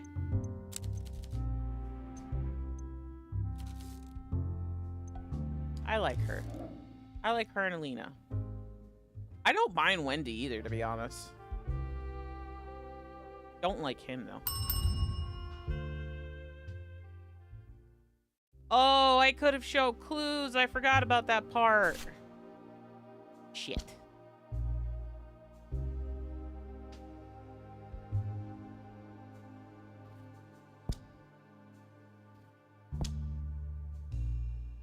Shit. Okay.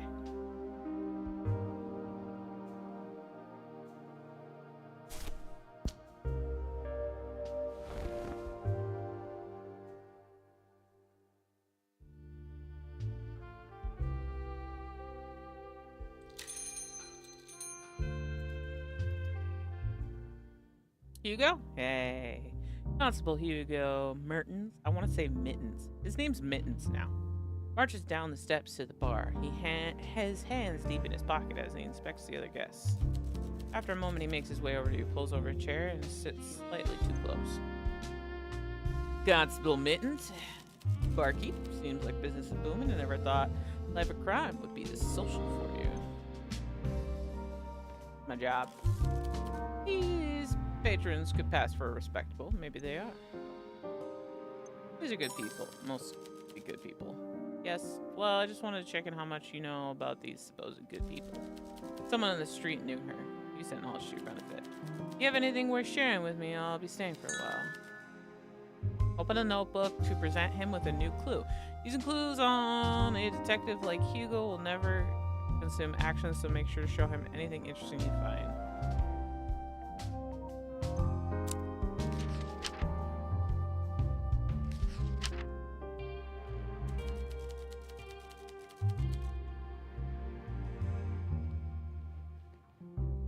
Oh, that's Elliot. Okay.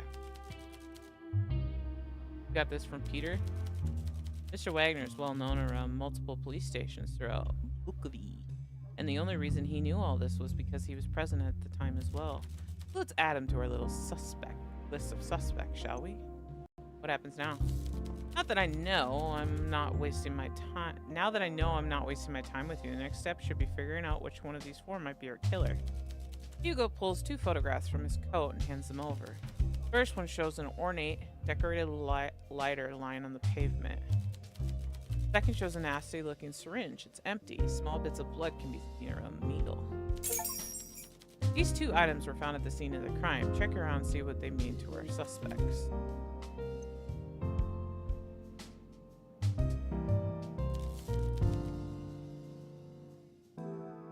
Lethal toxin, but before the prohibition it was slipped into drinks. Since most of the victims have been found with a puncture mark. We tried to see if it's a special type that was used, but unfortunately this one is available at any pharmacy. Doesn't help that it's basically the industry standard for any medical profession, and sorry either. Whatever the nature of the toxin, it wasn't fast. Perhaps the killer wants to watch the victim suffer a bit before they die. The victim each had different puncture wounds, arms, legs, but in this case it was the back of the neck, so the perpetrator attacked from the rear. The tests we have run so far are currently inconclusive. Damn it! This was back in Belgium. I know how to find better toxologists. You know any toxins that can have these effects? Many simple chemicals can be lethal when injected. The perpetrator has chosen a cruel implement to achieve his goals. I am making the apprehension of this villain my sole mission. I have to stop him! It was close to the body. It was quite ornate. It was a pattern on it, metal flowers skirting the edges. I asked around a few tobacco shops and always got the same answer. This one is a custom made. We might guess the killer is a smoker. Only feel a billion of those. Yes, that doesn't narrow the field too much. One last thing. Hand over your notebook. Place the notebook and he uses it. Pulls a pencil out of his pocket, quickly adds a new section in the back. After looking at it one last time, he hands it back. I had some questions I need answers to when reporting my findings about the case. Detectives at the station use this method to pull together a case. I tend to do the same. First, we need a suspect to investigate. We narrow it down to 4 people already, but given we're working with a serial killer, we can only get a warrant for 1. After this, we need solid evidence to confront them with. 2 things I need answered are: what are the killer's motive, and what evidence provides the killer was present at the time of Natalie's death? Proves the killer was present, sorry. If you can find clues that answer these 2 questions for any of the suspect, assign them in the section I add and hand over your notebook so we can review your findings. But you can only submit a suspect once. You have to be sure, and you should also consider evidence that might clear a suspect. Will that be enough to convict them? On its own, no, but it's much easier to get a confession when you're presenting solid evidence. From there, it becomes a lot easier to arrest someone. Don't make me regret my choices here. I trust you with enough information to get me in an uncomfortable position. Let me down and I'll make sure things become very uncomfortable for you. Got it? Farewell. I'm prepared to answer. You guys just added a brand new case tab to your notebook. Let's have a look. Open the notebook.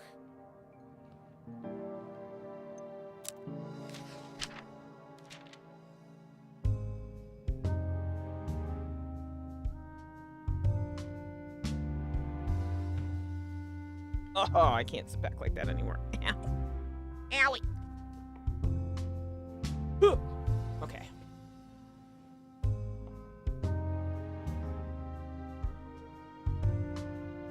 Oh, that crack.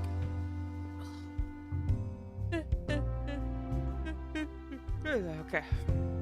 You'll find an overview of each suspect in the case, evidence you've collected so far from the case, blah, blah, blah, blah, blah. The case file displays clues that show the suspect's motive, evidence that proves that they have committed the crime, as well as potential defense that rules them out as potential culprits, such as an alibi. Once you're confident you know who the culprit is, you can press the Submit Case button at the bottom of the page. Doing this will summon Hugo, who will review the details of the case and look at the evidence you have collected with a critical eye. Now press the X button. You're ready to have a conversation with Hugo, like you are now. You can also press this button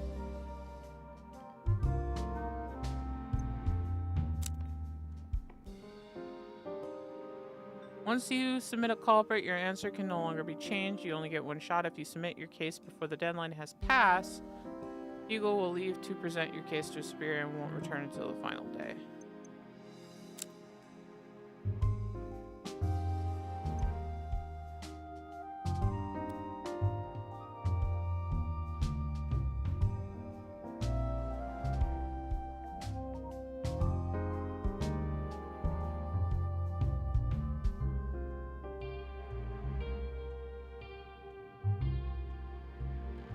You can submit it after it's been... What? Huh?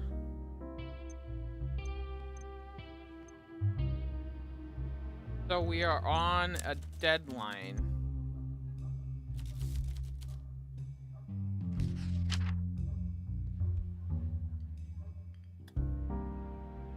What did we make him before?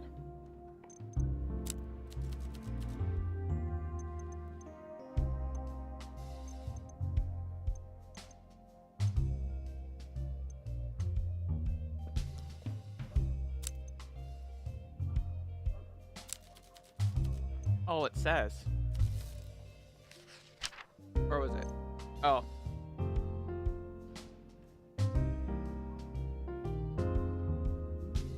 Vodka, coffee, liqueur, sugar syrup, coffee, espresso. See if he likes this.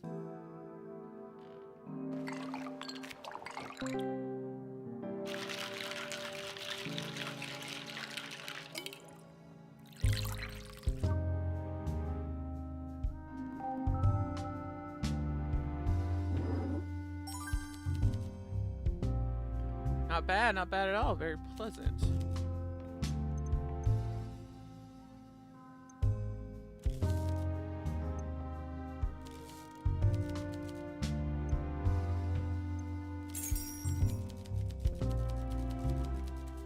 Want to scribble this in your little notebook? I like anything with coffee because we drink it a lot, and Belgium reminds me of home. I kind of figured that.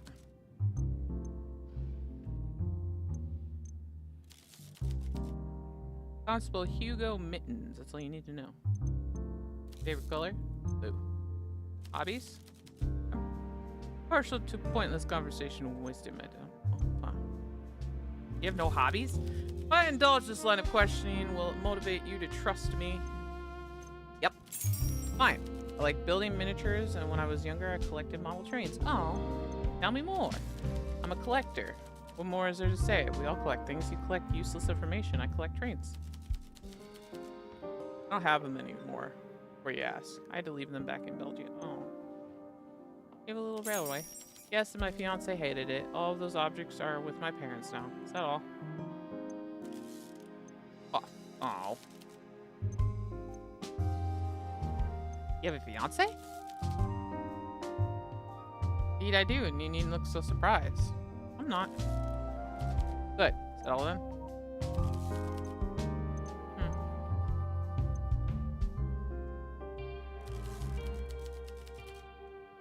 Yes, those idiots are so busy chasing promotions they forget to actually look for the criminals. One of them confided in me how he figured out all the victims of the Bookie Boulevard killer are all blonde women. He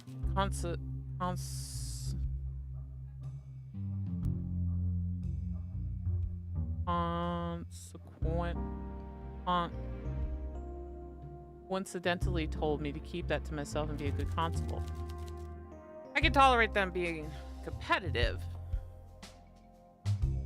Not when there's human lives at stake. Oh, is Alina next?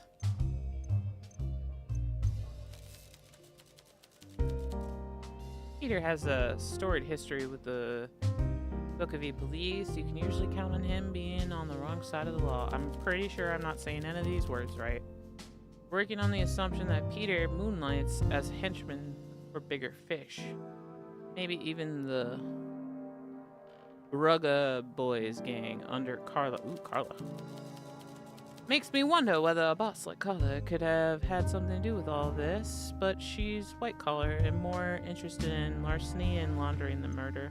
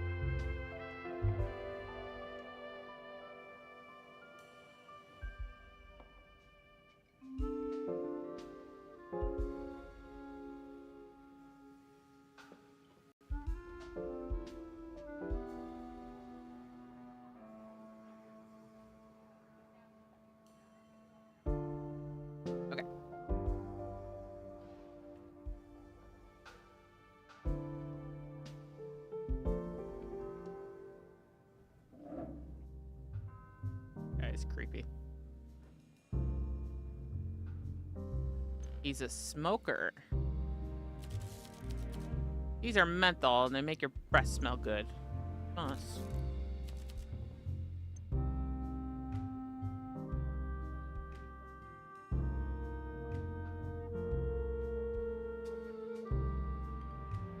I already want to say he did it.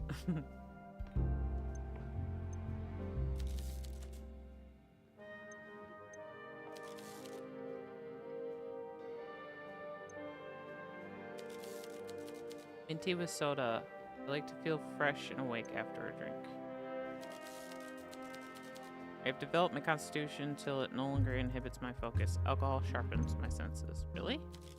Indeed, and a drink with a clean mouthfeel livens the senses, not to mention how much it encourages intimacy with the opposite sex. Fresh breath is essential. Just hold off on the fruit punch. Feminine drinks reduce male vim and vigor and encourage the production of black bile in the body, which makes one melancholy and I believe less viral too. Pouring vodka into fruit juice is a waste, like a sophisticated gentleman wasting his time on tittle-tattle with loose women and mannerless men. Some men are born for better things. They deserve better drinks too. Oh, jeez. Okay.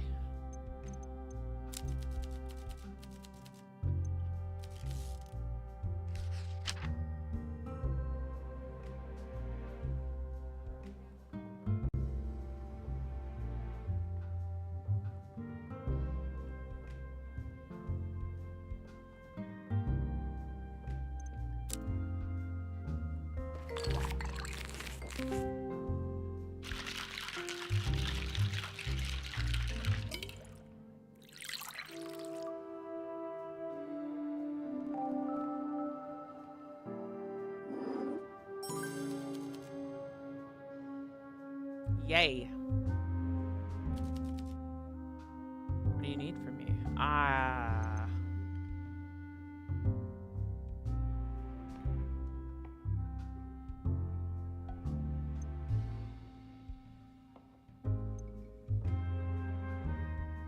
What do you do for a living? A arrondissement property registry? I have no idea what that word is. Very important position in the municipality, though often the plebeians treat me like a clerk rather than a senior individual with a great deal of power and influence. Could you stop using big words? I'm just some lowly bartender. Sounds riveting. Pays my bills. Why are my sounds on? Like that.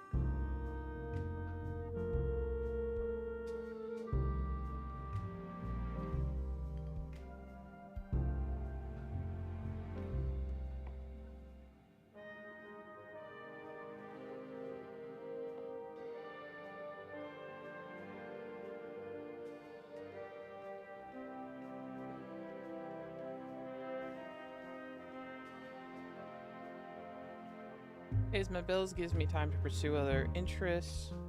What else is there to expect from a job? I make more than most people, that's for sure. Yeah, I 100% think you're the killer right now, Elliot. No, but I find it's a good indicator of value. Right. What do you need? What do you tell me about yourself? What benefit would we gain by sharing such details? I'm a customer. We want nothing more from you than the drink. Hobbies? Stamps. I inherited a collection from my father, and I'm struggling to get rid of it. Stamps? Yes, the little square boxes you put on letters. I'm trying to trade the rare ones to become independently wealthy, but it's going averagely. Don't want to keep them? I don't consider hobbies to be very masculine pursuit. Men should aspire to spend their time on things of value. Yeah, men shouldn't do art. The fuck?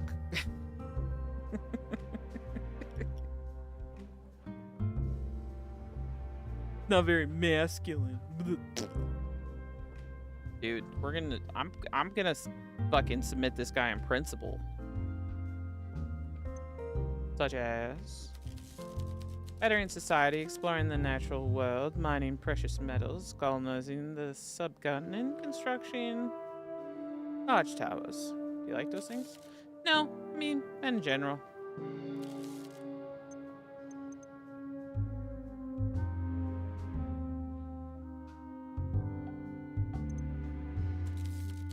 Heard you have a bit of a reputation. Which ones? I don't care about the idle chatter of scatterbrained women. Assume it's a woman? Great minds speak about philosophy and science. Mediocre minds concern themselves with sports and the papers, and dull minds gossip. Women are the worst for it. A bit small-minded. I don't need to be interrogated on my views. We all know that women's and men's mind work very differently. Those who pretend otherwise are deluding themselves. Eventually he pulls out a regular shiny metal case. It's ornate and is graven with floor. Oh! Feeling a dozen cigarettes packed like sardines. He picks one out. Where's the lighter?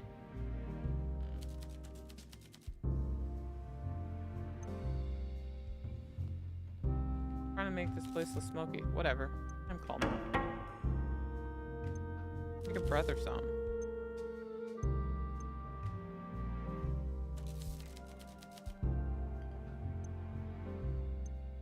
Work nearby. Everyone's nearby. So he's an asshat. He has a lighter. Is he a red herring or is he actually the guy?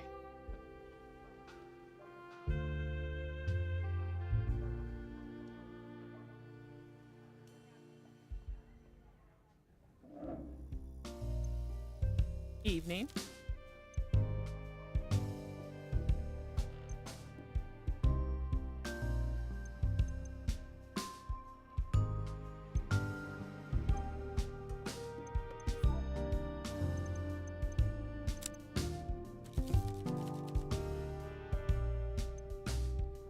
Poison drop.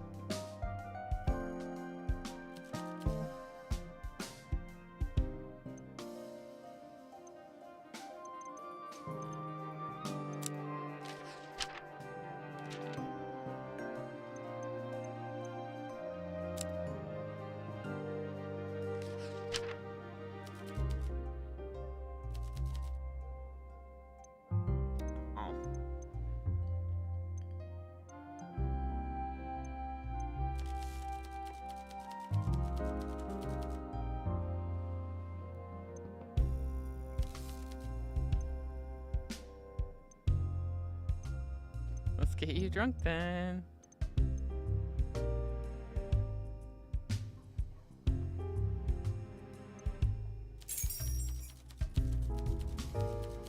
No, I don't particularly like Nouveau Rocher or the Old Rocher.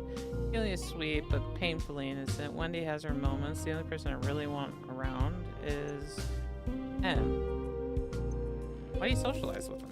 Because they're useful. The wealthy don't see us as people. We're tools, and I've sort of adopted that mindset. But you're rich. You're not getting it. I was born poor. That stain stays with you. For Killian, he was born middle class, so he's closer to home. I might be wealthy now, but I didn't come into money through gem mining or property or aristocratic aunt gambling. My father has money now, but all that means is that he has more to lose, and gamblers always lose in the end. If I don't integrate myself with these people, maybe even shack up with one of them, I will have nothing again. I will be nothing to them. The grand scheme, I'm a blip. A momentary, fleeting thing in these people's lives. Got to hook them in, get them invested, and eventually probably marry one if I want to keep this lifestyle. I just wish I could, I don't know, trust them a bit more. Some of them are decent, I think, but I know where I came from, and I know I won't go back.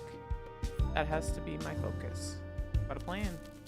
A chess player. Planning ahead is what I do. Seems a bit cynical.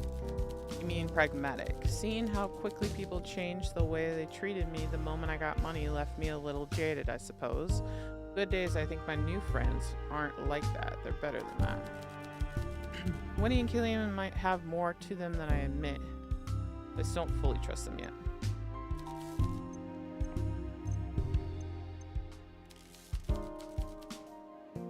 Complicated, but I'm seeing someone, even if some people might prefer me to be. Who prefers that? And mainly, though I can't say many of my friends approve of my love life. Why not? Many reasons. I guess if we discuss in the abstract, we can talk about this, even if it's a difficult subject. Sure. I guess what I can't decide is how do you choose between your best friend and a potential partner? I mean, what's more important, old friendships or new love? Follow your heart. I want to. I thought she wanted me to be happy. Been wrong. I don't know. Is a friend supposed to support your choices, or is a friend supposed to tell you the hard truths you don't want to hear? Friendship's about honesty. And I have a point. I think I need to think about this. I should talk to Em. We can talk about anything, or we could, but we've been through a lot. I hope she understands this time the guy I like is different. Is he really different? I think he is. Nice to hear. Wait, is that the time? I should get going. Okay.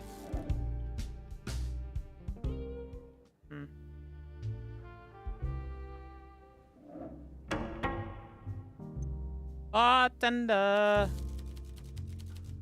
Please share something happy with me. As you saw, who was not confessing moral sins.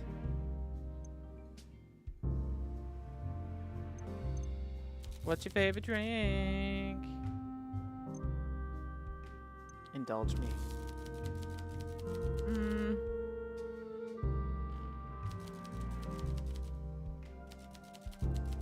Night count. Any reason? Okay.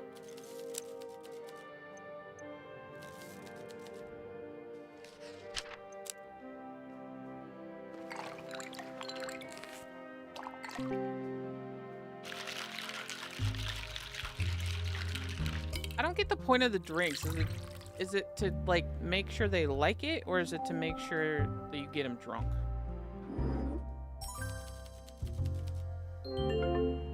Or does it just depend on what you're going for?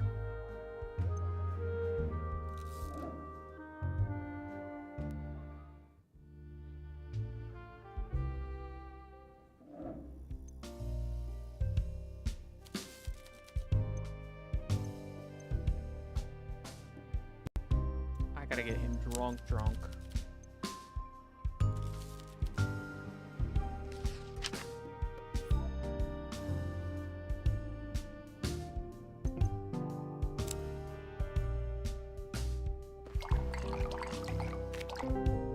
See if he likes the wine taste.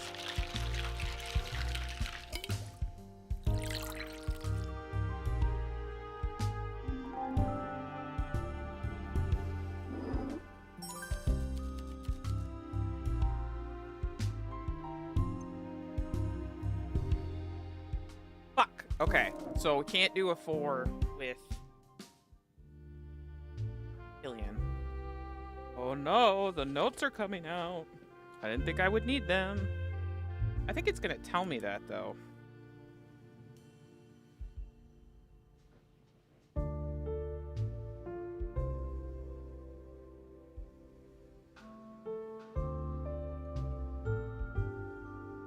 And then was it John or Father Lacey?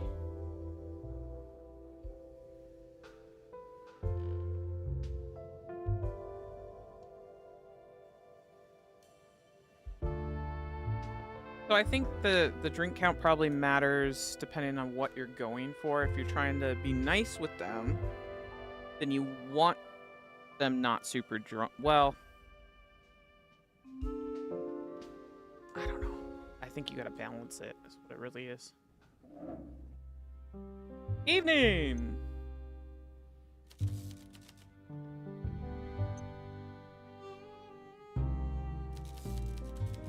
Red wine served over ice.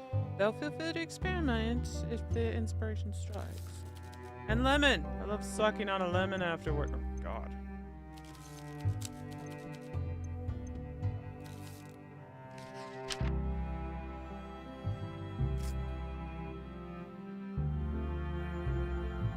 What else has lemon?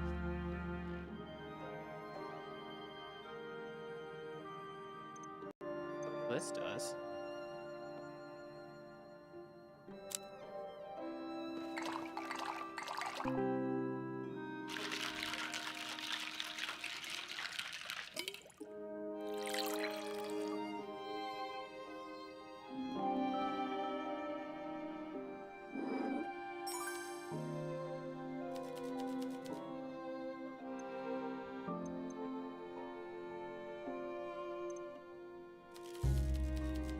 He's a boy in a man costume, pretty and unkind. I'm against cuffing a child around the ear, but if his mother had lifted a hand now and then, he might have grown up a decent human. His family name is Good One, which is why his bad behavior is a shock. Vandalism, thefts, scuffles, also unnecessarily when his family has just run into money. Killing is trouble, and those close to him need to show a firmer hand. Certainly a bit of a brat. Typical of the nouveau rich, sticking by anything but class. Goes especially for killing. Anything he can obtain through money, he will attempt to obtain using less savory means. Boy doesn't understand the concept of the word no. Right. They say conversation is a dying art. Let's prove them wrong.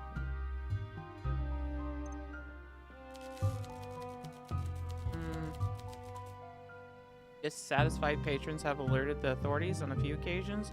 I've met a fair few officers and even detectives in speakeasies. They think the laws don't apply.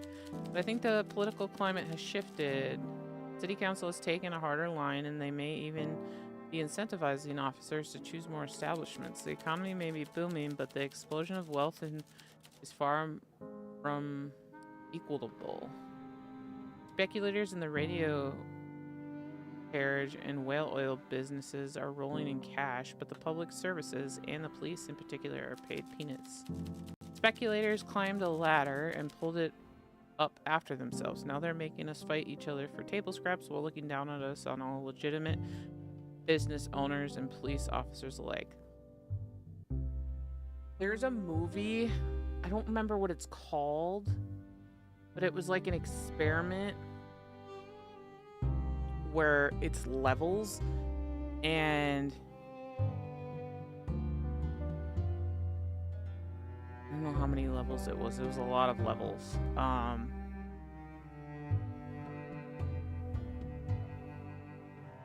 Like 60 levels or something like that, but each level had 2 people on it, and the food would start at the top and then make its way down farther and farther.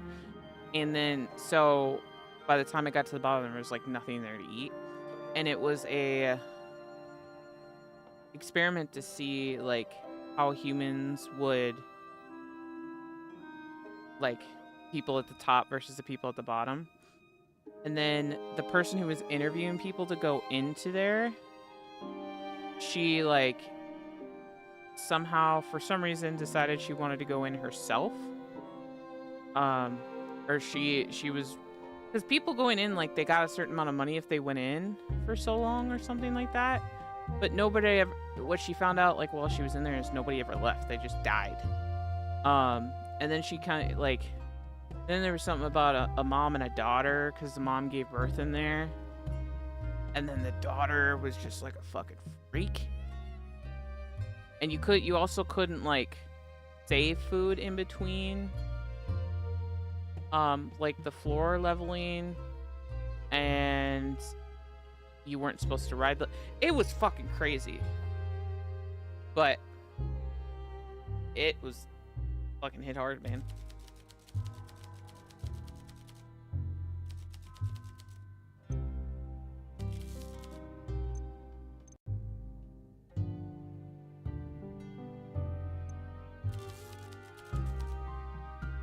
Over a decade.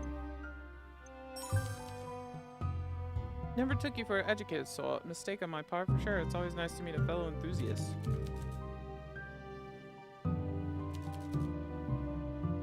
What publishing industry operates, it's hard to notice the books that we've created in our towns.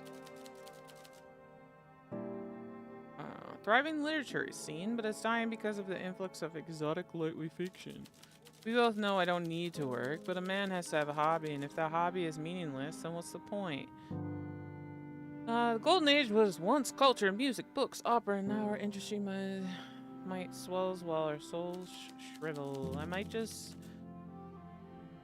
be just a low-key bookshop owner these days, but stocking this place with books I love means the world to me. It makes sense.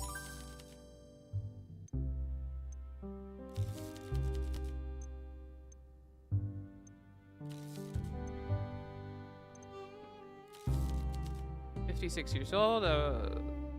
I was around when all the money started flowing into here. I was born into a little town that was swelled up by the expanding city borders last year, but I feel I'm babbling now. Family? Me and Flora never managed children. Now it's too late. Perhaps we can talk on this more when we know each other.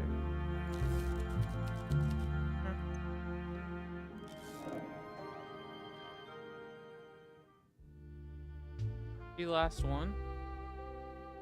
God, I don't feel like I've gotten any info. Quick, you gotta set me up. I'm desperate in need of a drink. What do you like?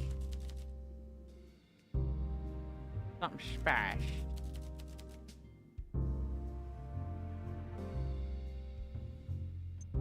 Copper bullets. Not weird.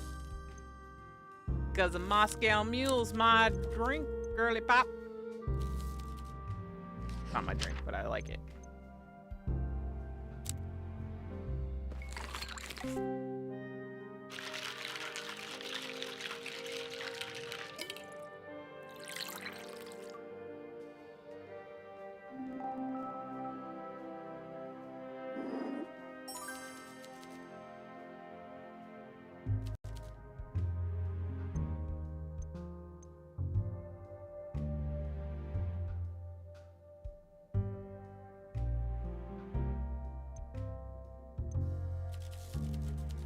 No, I work in the hotel, so my shift starts early and finishes early. I have later afternoon and evening to myself, but I'm training really hard just now. For what? My gray belt. Martial combat thing, right?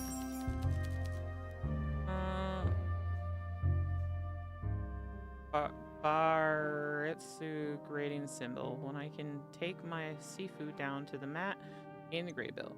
Good luck.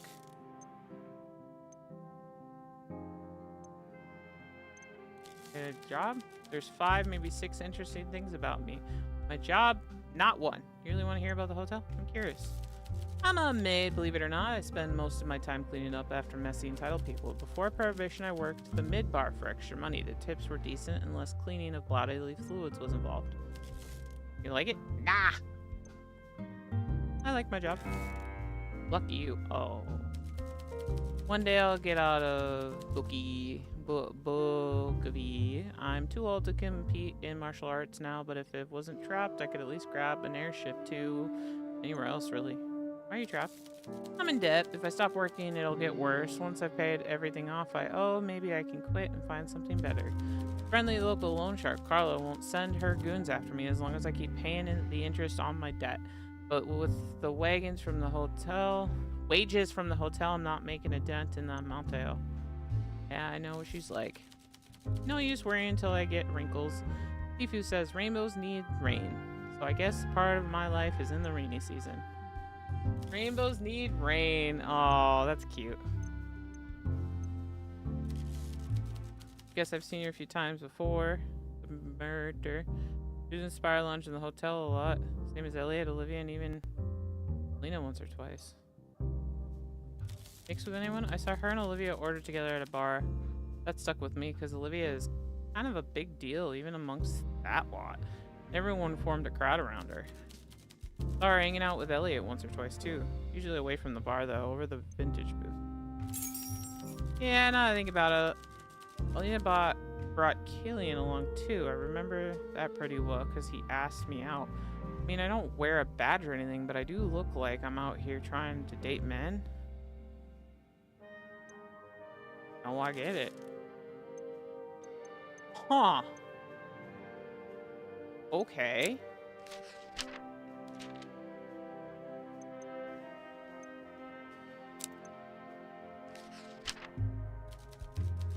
Great. Why would you tell me that? I feel unsafe. Wait, I have to work tomorrow. I don't know. Just telling you to watch out, I guess.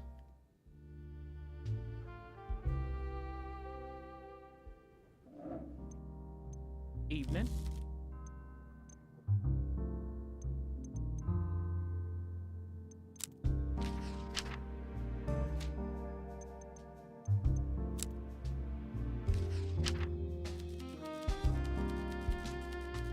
I don't know about you, bartender. I think see a connection here. It's not looking good.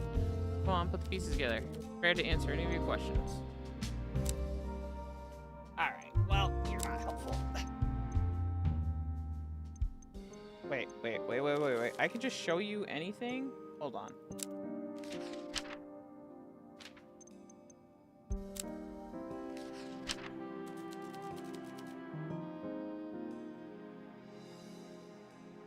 Confront Elliot and Alina with this and see how they respond.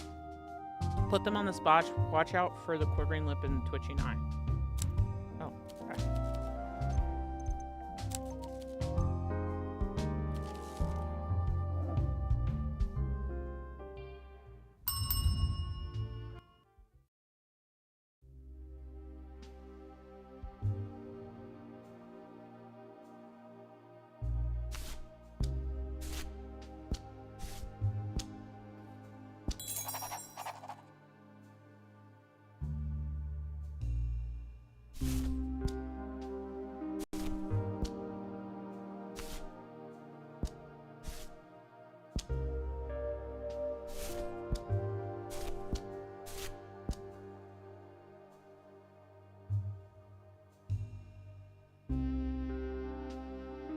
It doesn't mean that he is.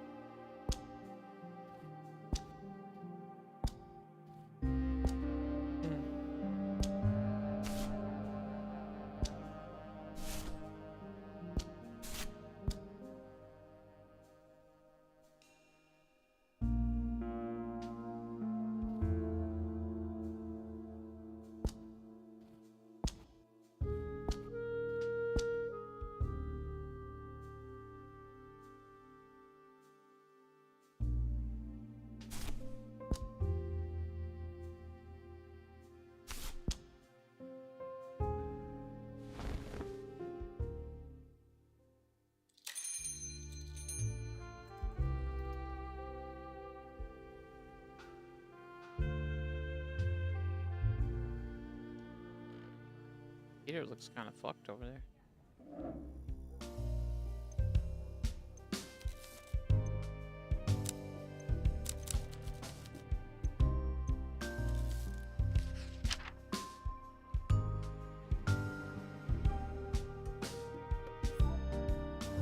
I need 6 to fuck her up? Well, fine. We'll see what this does.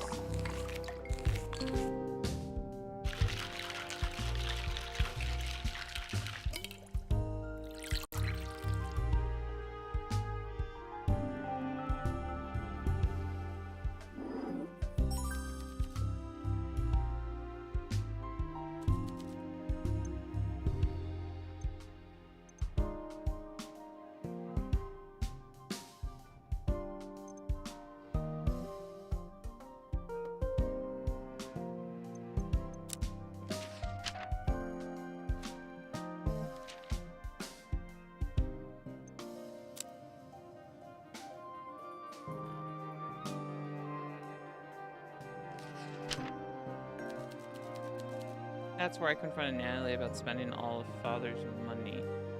Natalia?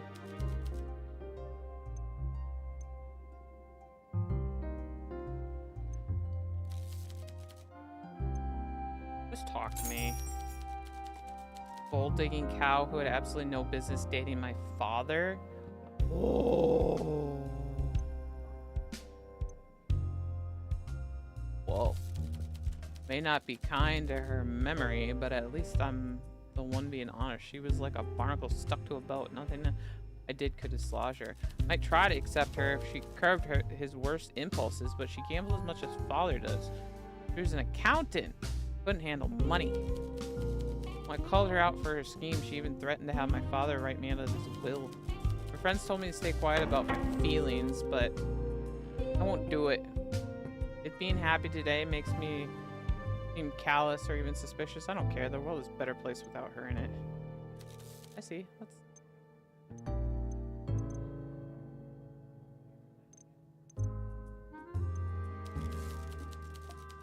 Your boredom and curiosity looking at your hands. I can tell you worked hard in your life, right?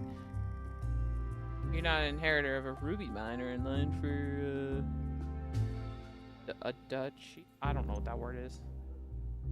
Working class as to get. Well, 2 years ago, so was I. Dirt poor. My dad gambled the meager money we had, and my family was left in debt. Mother had too many crumpets in her case, if you know what I mean. I don't. She was nuts. She joined the cult of the Sire when I was a kid and ran away to live in northern wastes. And after dealing with my dad's gambling addiction, I'm not surprised. I know it's too much information for a stranger, but I'm here and I'm drunk. And you asked me, so this is monkey ball curling or whatever. I'm interested. Well, good. Anyway, when I was working odd jobs for wealthy people, I noticed how much illegal shit they got up to. Remember a rich older woman telling me about how her son was jailed for dealing drugs, and it was the most embarrassing ordeal. Obviously, being me, I asked, how much jail time did he get? Because I'm nosy. She laughed. She literally laughed. Some ear-piercing bat-like screech of a laugh and said, oh, he just paid a fine. For context, Em and I went to school with a guy who got caught carrying some whatever woohoo drugs for someone else and is still in prison. Rules don't apply to the rich, and hey, guess what? I'm rich now because my dad's gambling somehow paid off. No, rules don't apply to me either. If I'm caught, I'll pay a fine because who the hell cares? Okay with that? No, obviously not, but also why I'm the only one who feels guilty about it. I wish I could just enjoy the privilege as much as they all do. No context to distract them from their entitlement. There's one thing I'll never escape, no matter how much I save or who I marry, the fear that I could lose it all again. I just hope if I do, my real friends are still around to buy me drinks. Quite the story. Oh, I should get going. Okay, well. Thanks.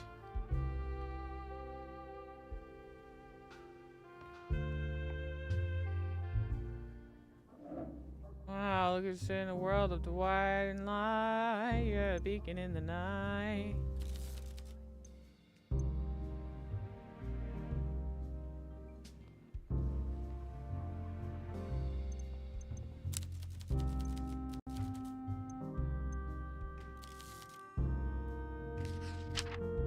You're a beacon in the night.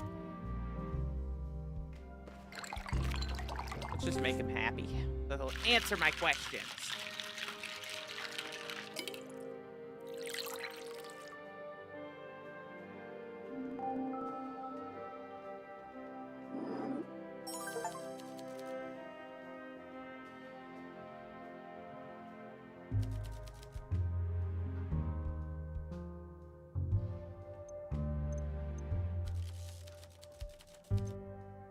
Damn it.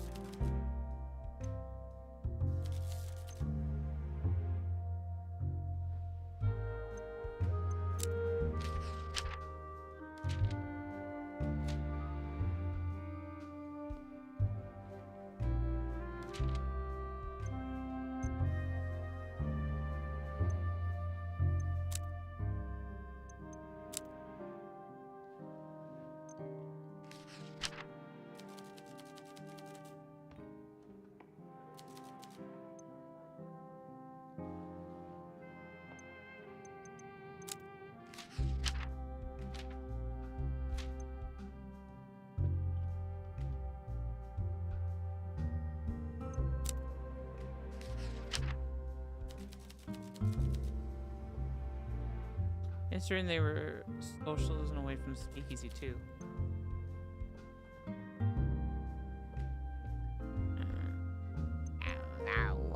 Okay.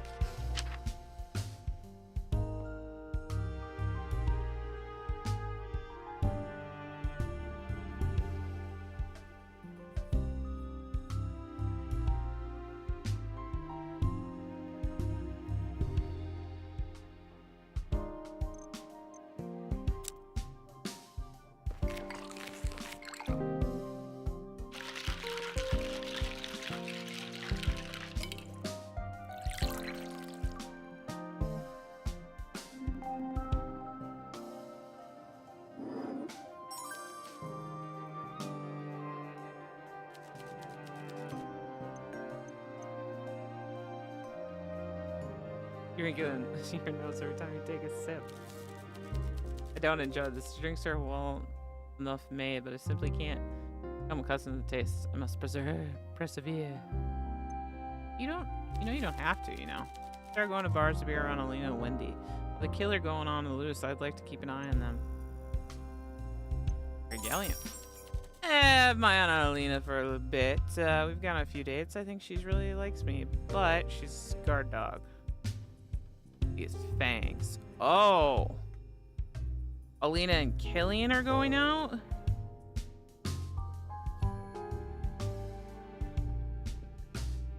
In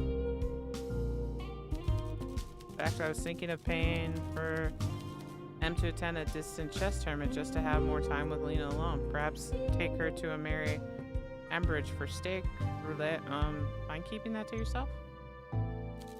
Good. It's stressful enough trying to keep my intentions secret. I'm only here in pursuit of the object of my affection. Constant boozing is worrying my mom a great deal. My mummy? I usually wouldn't listen to her, but she holds great sway over my disposable income.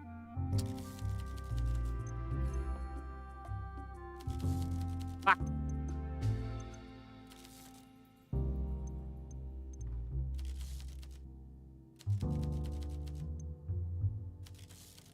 Okay, so I did that.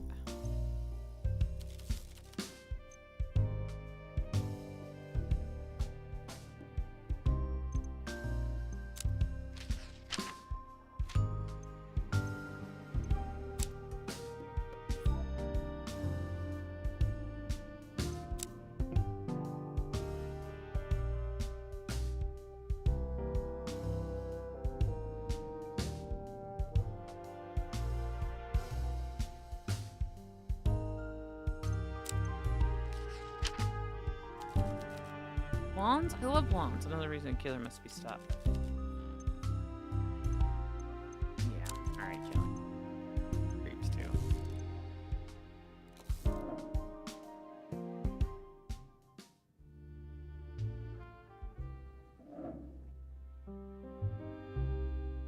Been quite the day for me. More negotiations, more drama, more rehearsals. Exhausting makes a woman crave a cold drink in a deeply comfortable chess lounge. Up with one of those. The maid girl, the one who works in the hotel, Clara, avoid her. She is what I would describe as I once saw her fighting with a known criminal, and not just a criminal either, one of those henchmen of a certain mob boss. Henchman? Which mob boss? I shouldn't say, but it starts with a K and ends with a Arla. Dangerous woman, a threat to everyone. I like this establishment. I quite like it that way he showed her. I wouldn't want Clara attracting trouble. Lean back at her chair, seriously look on her face, replaced with a serene. What I need to say on the matter? I trust we understand each other. Right. Place must have been dull without me. What, if anything, have I missed? What drink? Fruity. Okay.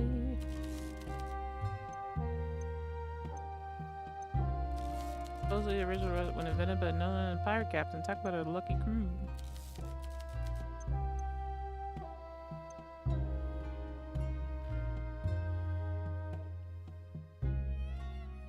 Do you know Father Lacey by chance? Oh.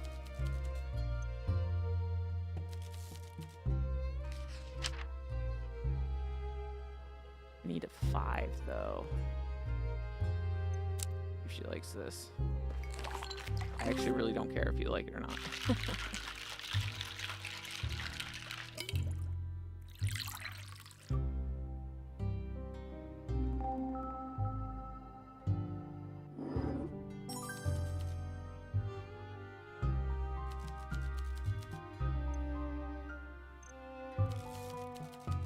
Yes, I know him well. He's a priest. Does it seem strange two people so different share the same speakeasy?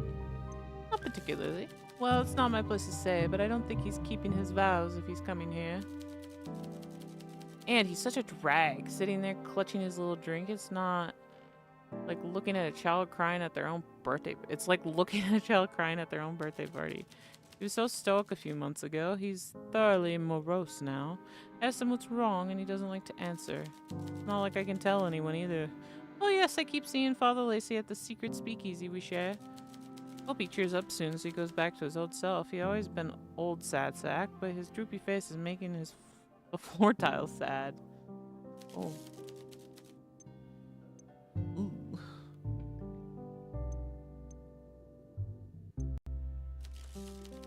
Risk.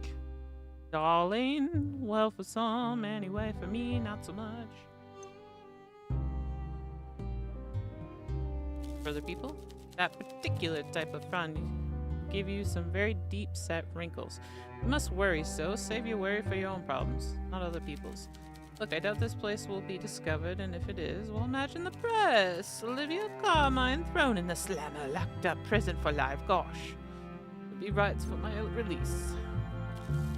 I'm kidding, obviously. No, I doubt I'll get more than a slap on the wrist if I'm caught. This place must be dull. You're dull.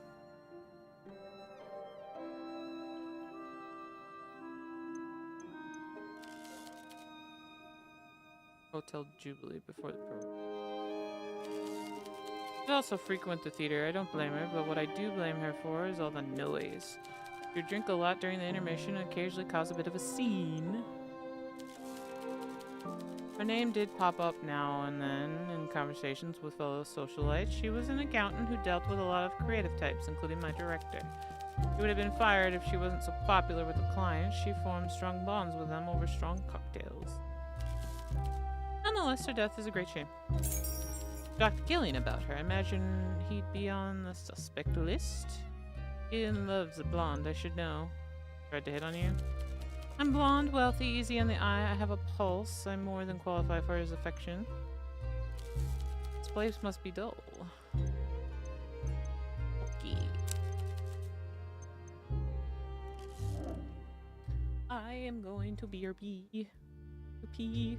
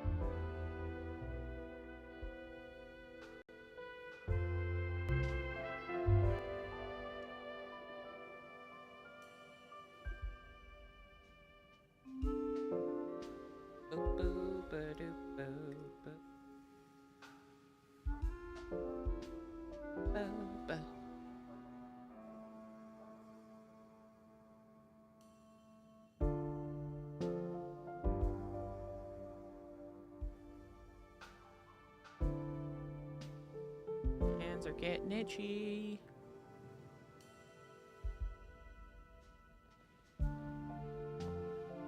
Alright. Ooh. Turn it back on? I did. Okay. Good evening. I wouldn't mind a sip of something after a long day.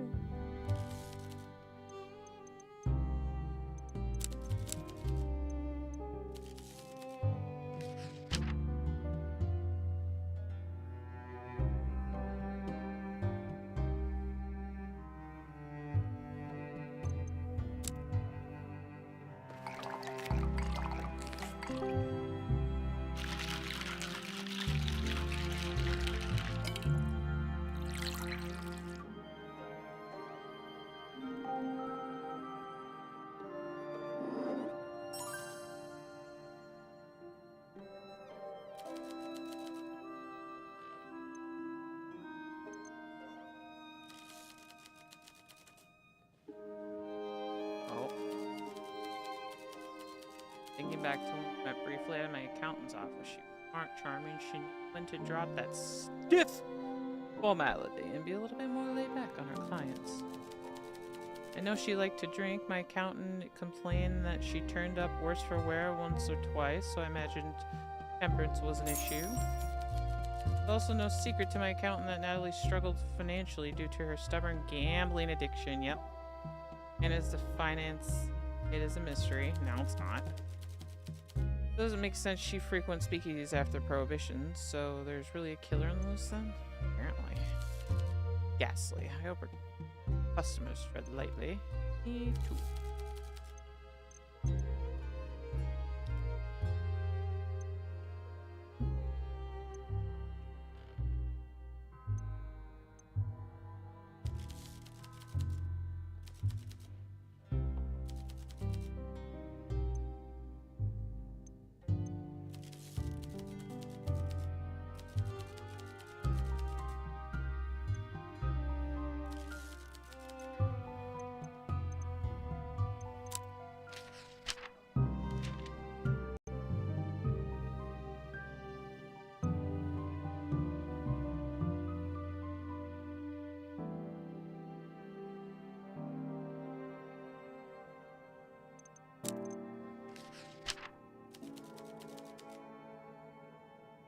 Well, I never know. Perhaps it's truly workings of the madman then. As much as I mistrust the authorities, a connection like this is hard to fabricate.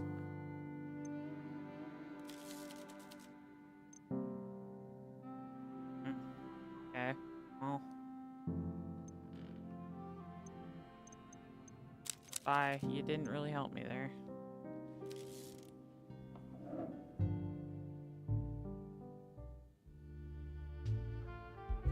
I talked to her already, didn't I?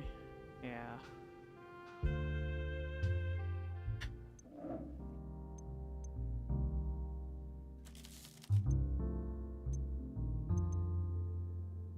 Oh.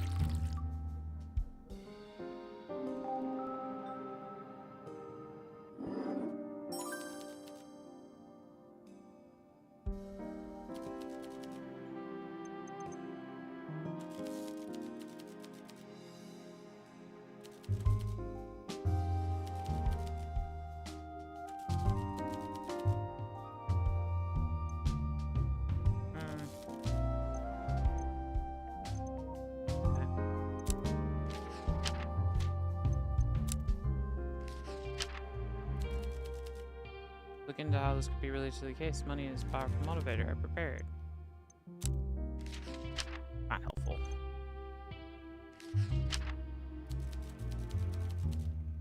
Interesting. Doesn't that remind you of something we already learned? See what you can put together.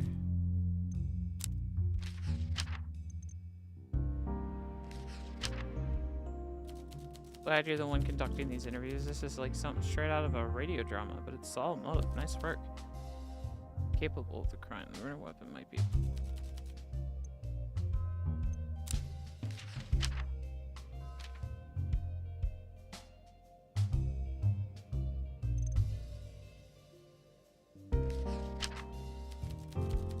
Damning piece of evidence indeed. Strongest one we've seen so far. This could be a breakthrough, but we need to play it smart. Need a motive. Find out if he had any connection with the victim.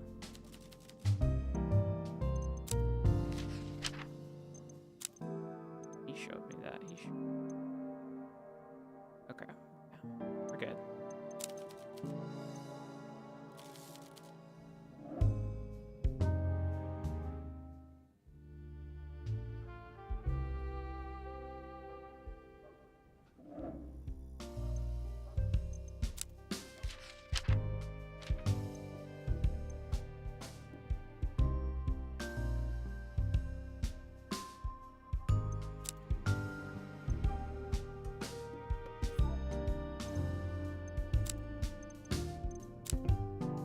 But not having, I do have actions left for him, so why?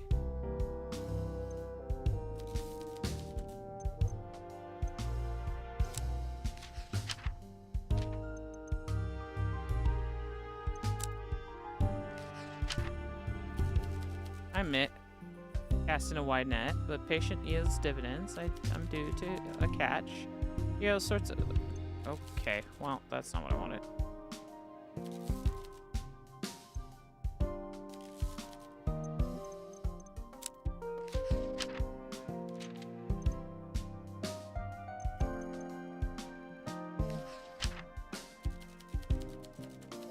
The lady and a good sport. You should redirect your investigations. If I don't get home soon. Your mother will lock you out? Oof. Okay.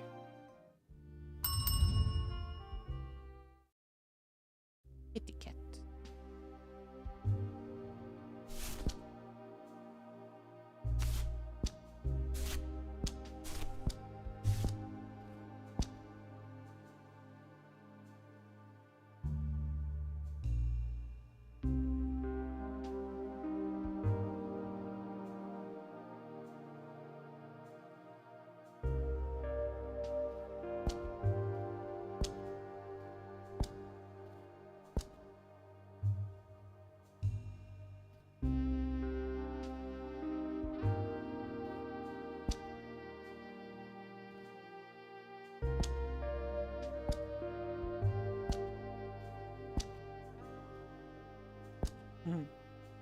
Okay.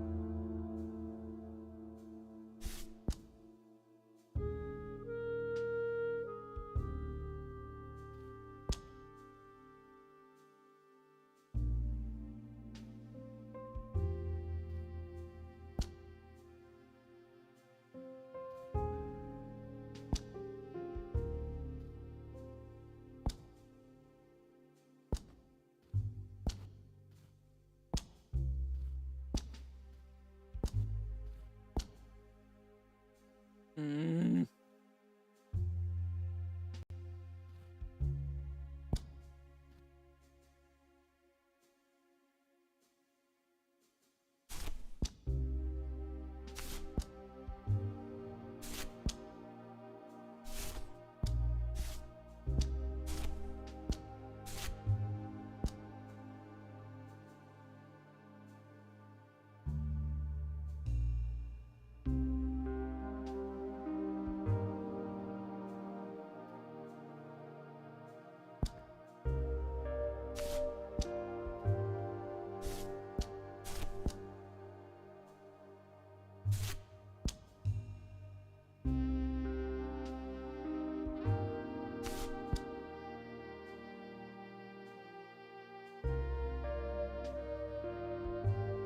Oh, I was gonna.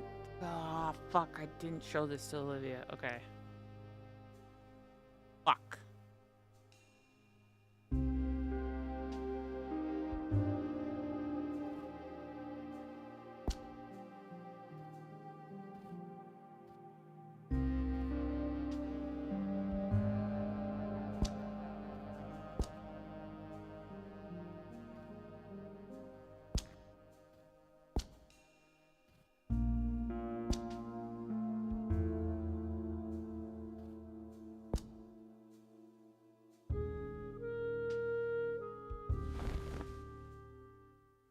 Okay.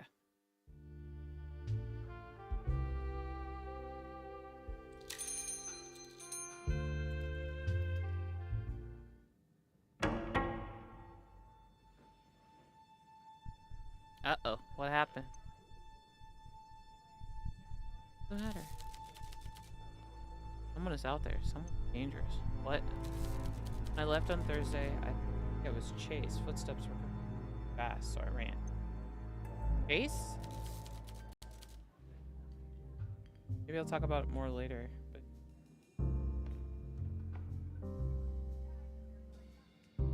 Okay.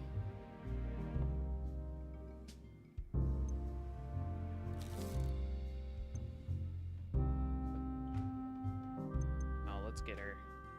Get her drunk first.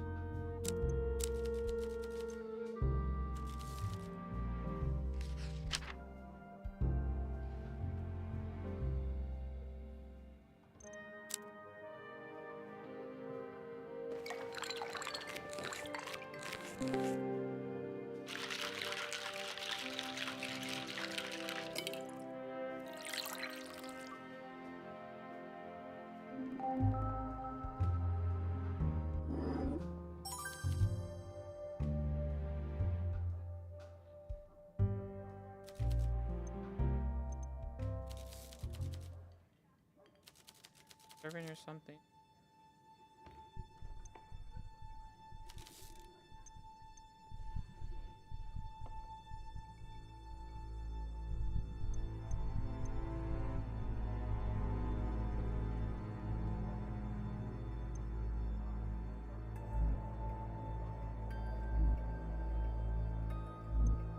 Okay. Go hang out.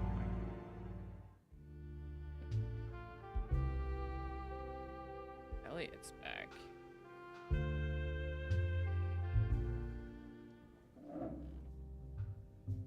Huh?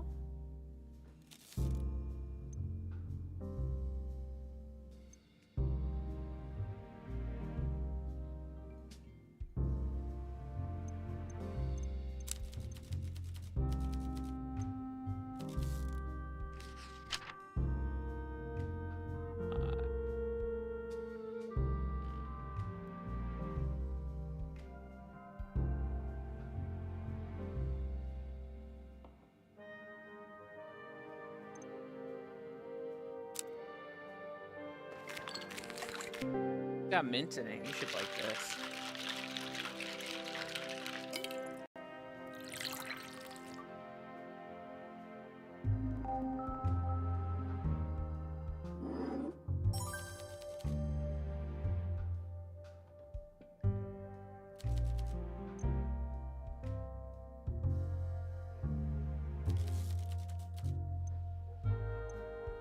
Ooh. Oh, is this him talking? Ah. Yeah, this was me finding this out.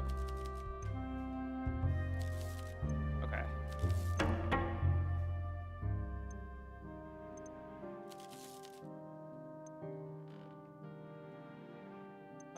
What? Oh.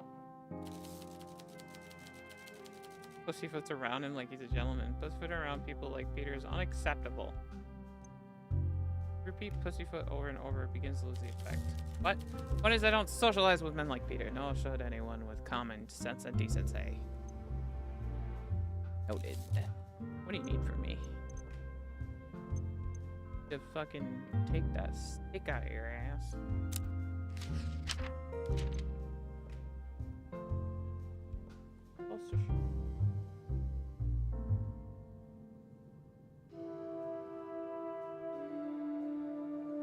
IMC.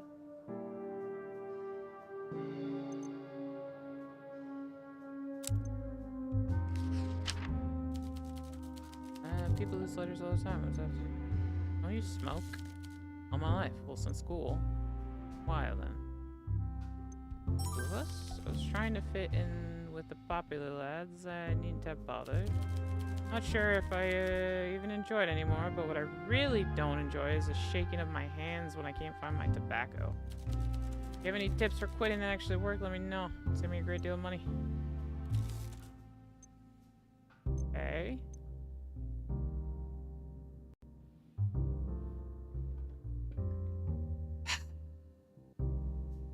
I really just want to say it's this guy. Because he's a fucking asshole. We got somebody who's probably gonna die. We have a lesbian couple that won't admit their feelings.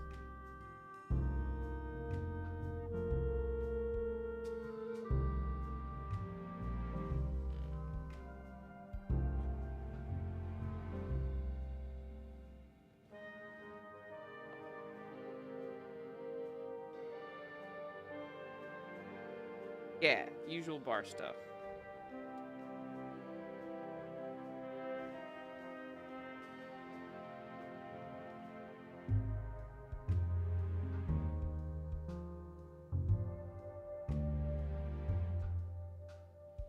My hand hurts.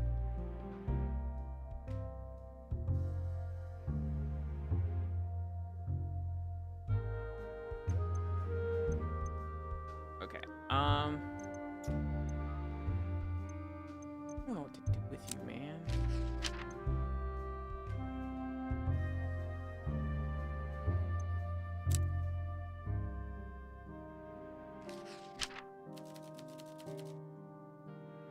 You know, was.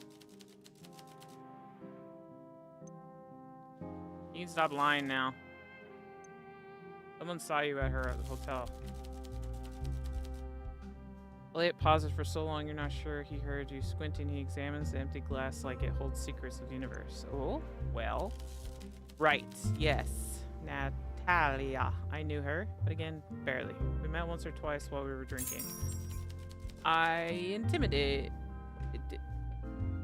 Intimidated, I might find...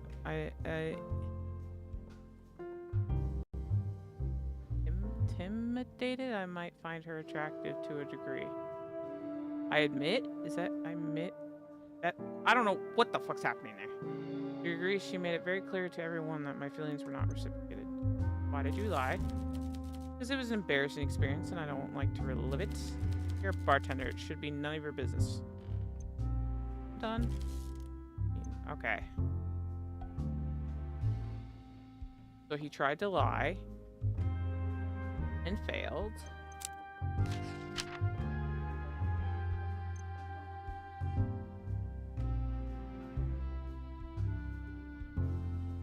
Okay.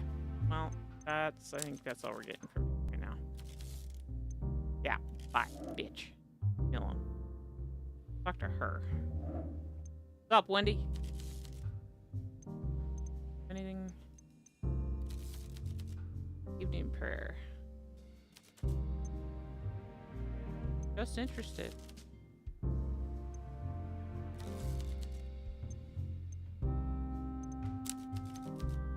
Didn't I already serve you an evening prayer? Yeah.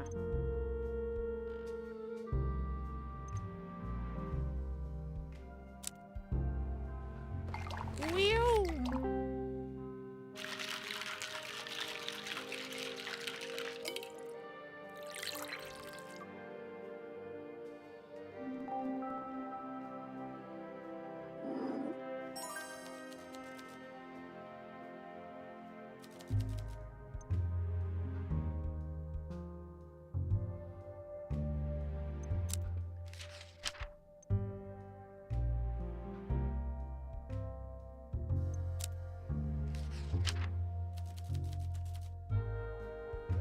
So loud and often.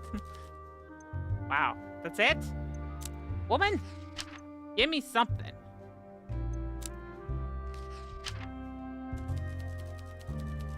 Common sense has been chasing you, my darling, but you can run. Try to form thoughts more fully before you speak. Try. Wow. Could you not be an asshat to me? That'd be good.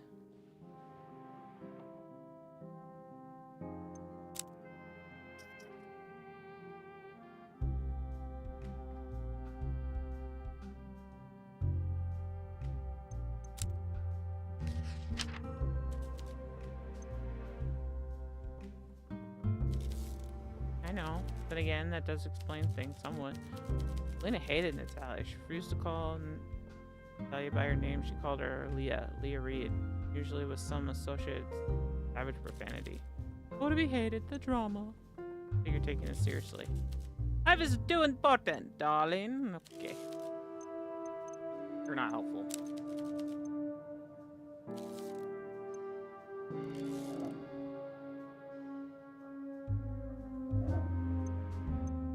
Evening, bat. I have anything for you? No, I don't.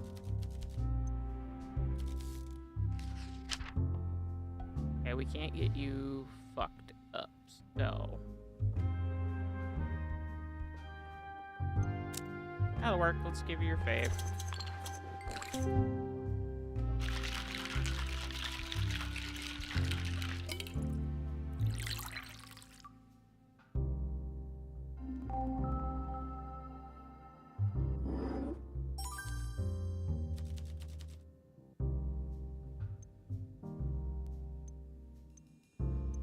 Do I show her the stuff on...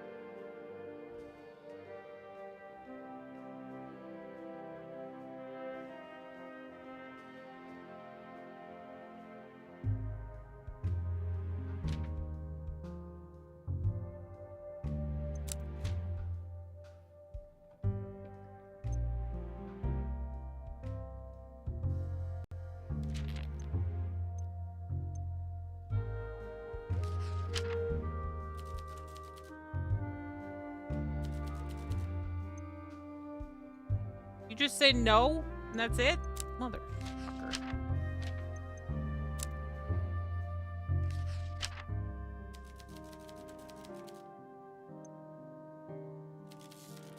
God.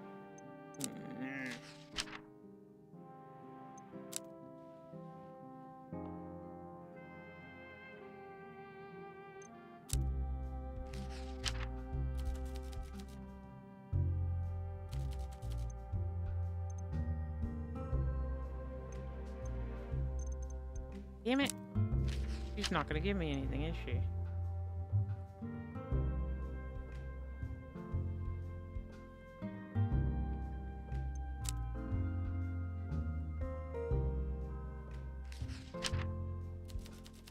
Oh, I don't see it. I'm not a Killian fan, but I don't think he's your suspect. He's a different flavor of awful. What do you think of him being in it? God damn it. Yeah. You didn't do shit for me. Okay.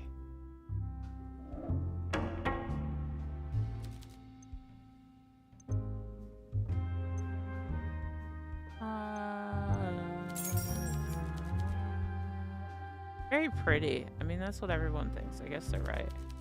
Good delegate, well dressed, not to mention smart. Okay.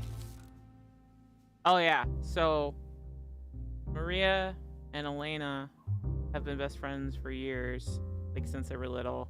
There's sexual tension there, and then this one's an open lesbian, and now apparently she has a crush on Maria.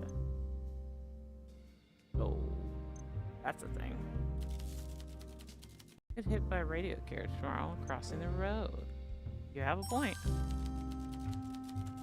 Sifu says boats are safest in the harbor, but that's not what boats are built for. I can't think of anything I love that couldn't kill me.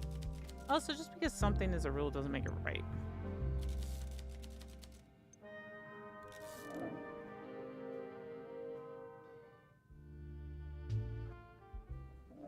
Help.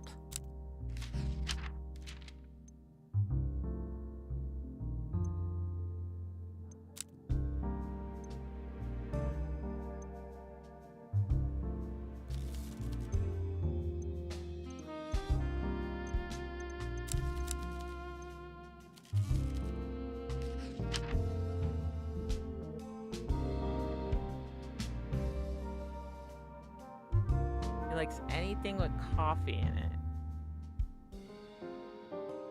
There's only 2 things with coffee in it.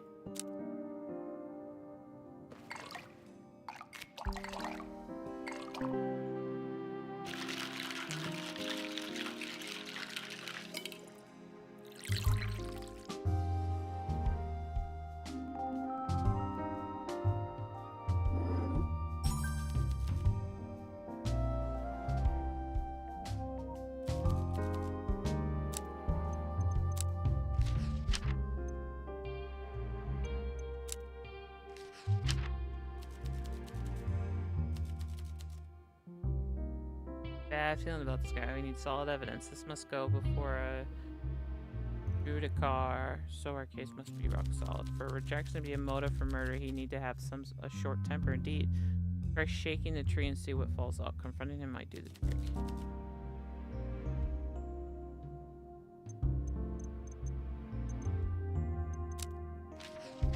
I mean, I kinda already did.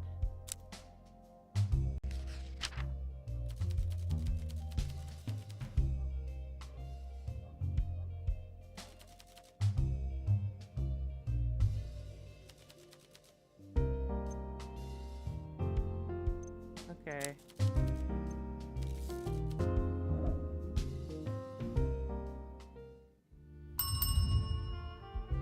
We have 16 days to try and figure out who did this, and we're on day 6.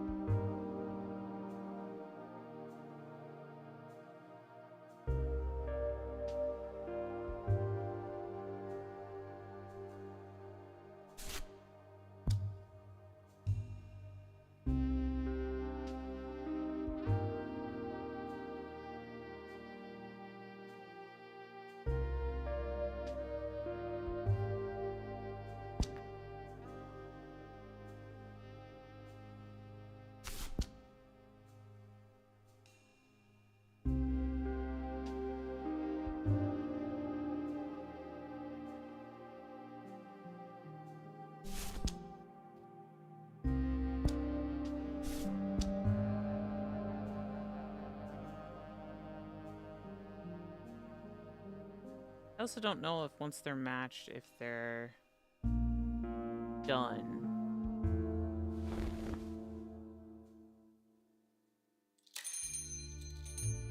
Not doing very well on this. Tell you what.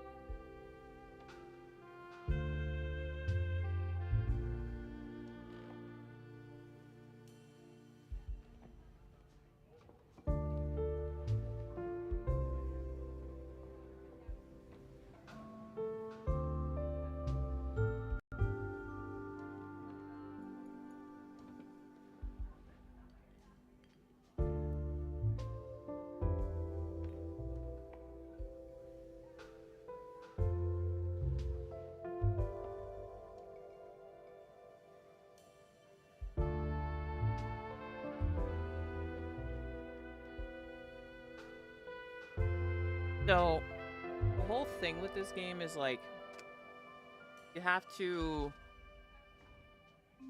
talk to people, they give you notes, and you have to, talk to them, they give you notes, and then you have to, like, use those notes, like, it stacks on top of each other type of thing. But if I'm not getting notes, I don't... Ooh! You.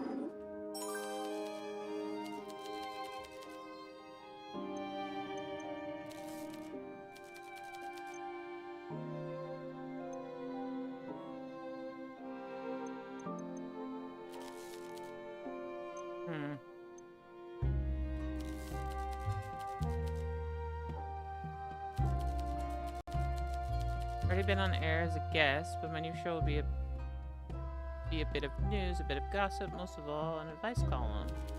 I can teach my listeners a great deal about poise, taste, tact, and how to live with just a bit more extravagance. Notice the younger generation, well younger than me, lost the gall that defined them. Question for the scholars, those with mind shopper. I'm gonna do with how quickly Bukovi advanced in the last 30 years. Obviously, I was a child, nay, an infant, when the boom happened. I understand there was a sharp influx of money into saw that we created an uneasy mix of industrial giants and lucky speculators. Ian's parents are one of that crowd, and they're tasteless as they come. They have the money and the power, and they'll lack the graces, the core, and the sense of permanence that we have. See? Well, figuratively speaking, Killian has the wealth of a sultan, but the demeanor of a grain or super. That's just my opinion. You'll hear me expound on my views more eloquently on air next week.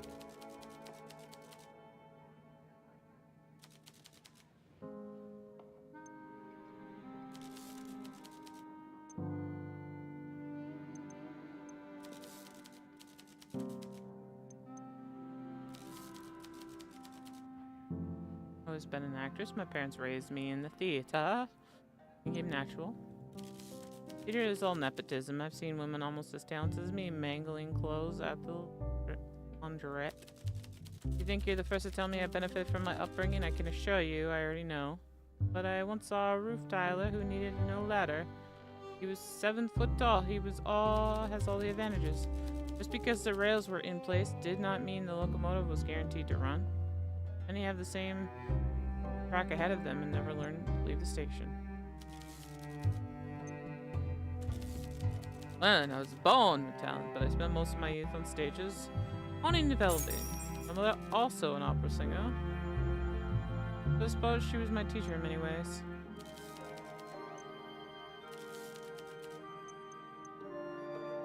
Okay, well. You...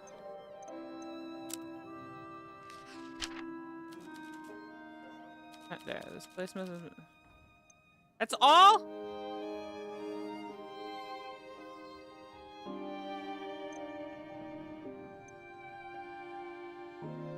All you're gonna tell me?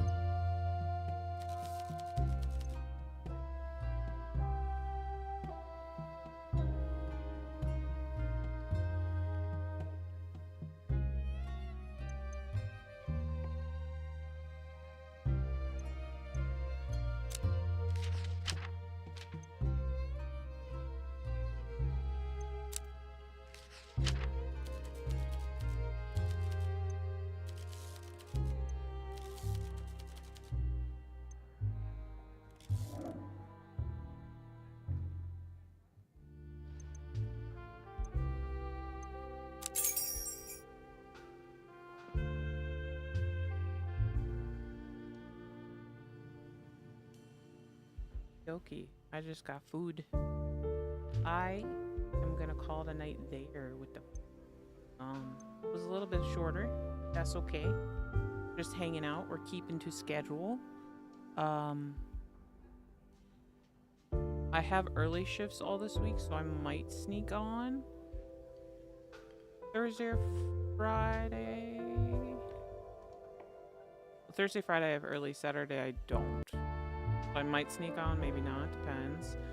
I don't know if I'll be on Sunday or not because I'm hanging with Gidge for the majority of it. But otherwise we'll be back on our schedule. Should be anyways. MC as always, thanks for lurkies. Appreciate you. See you guys soon.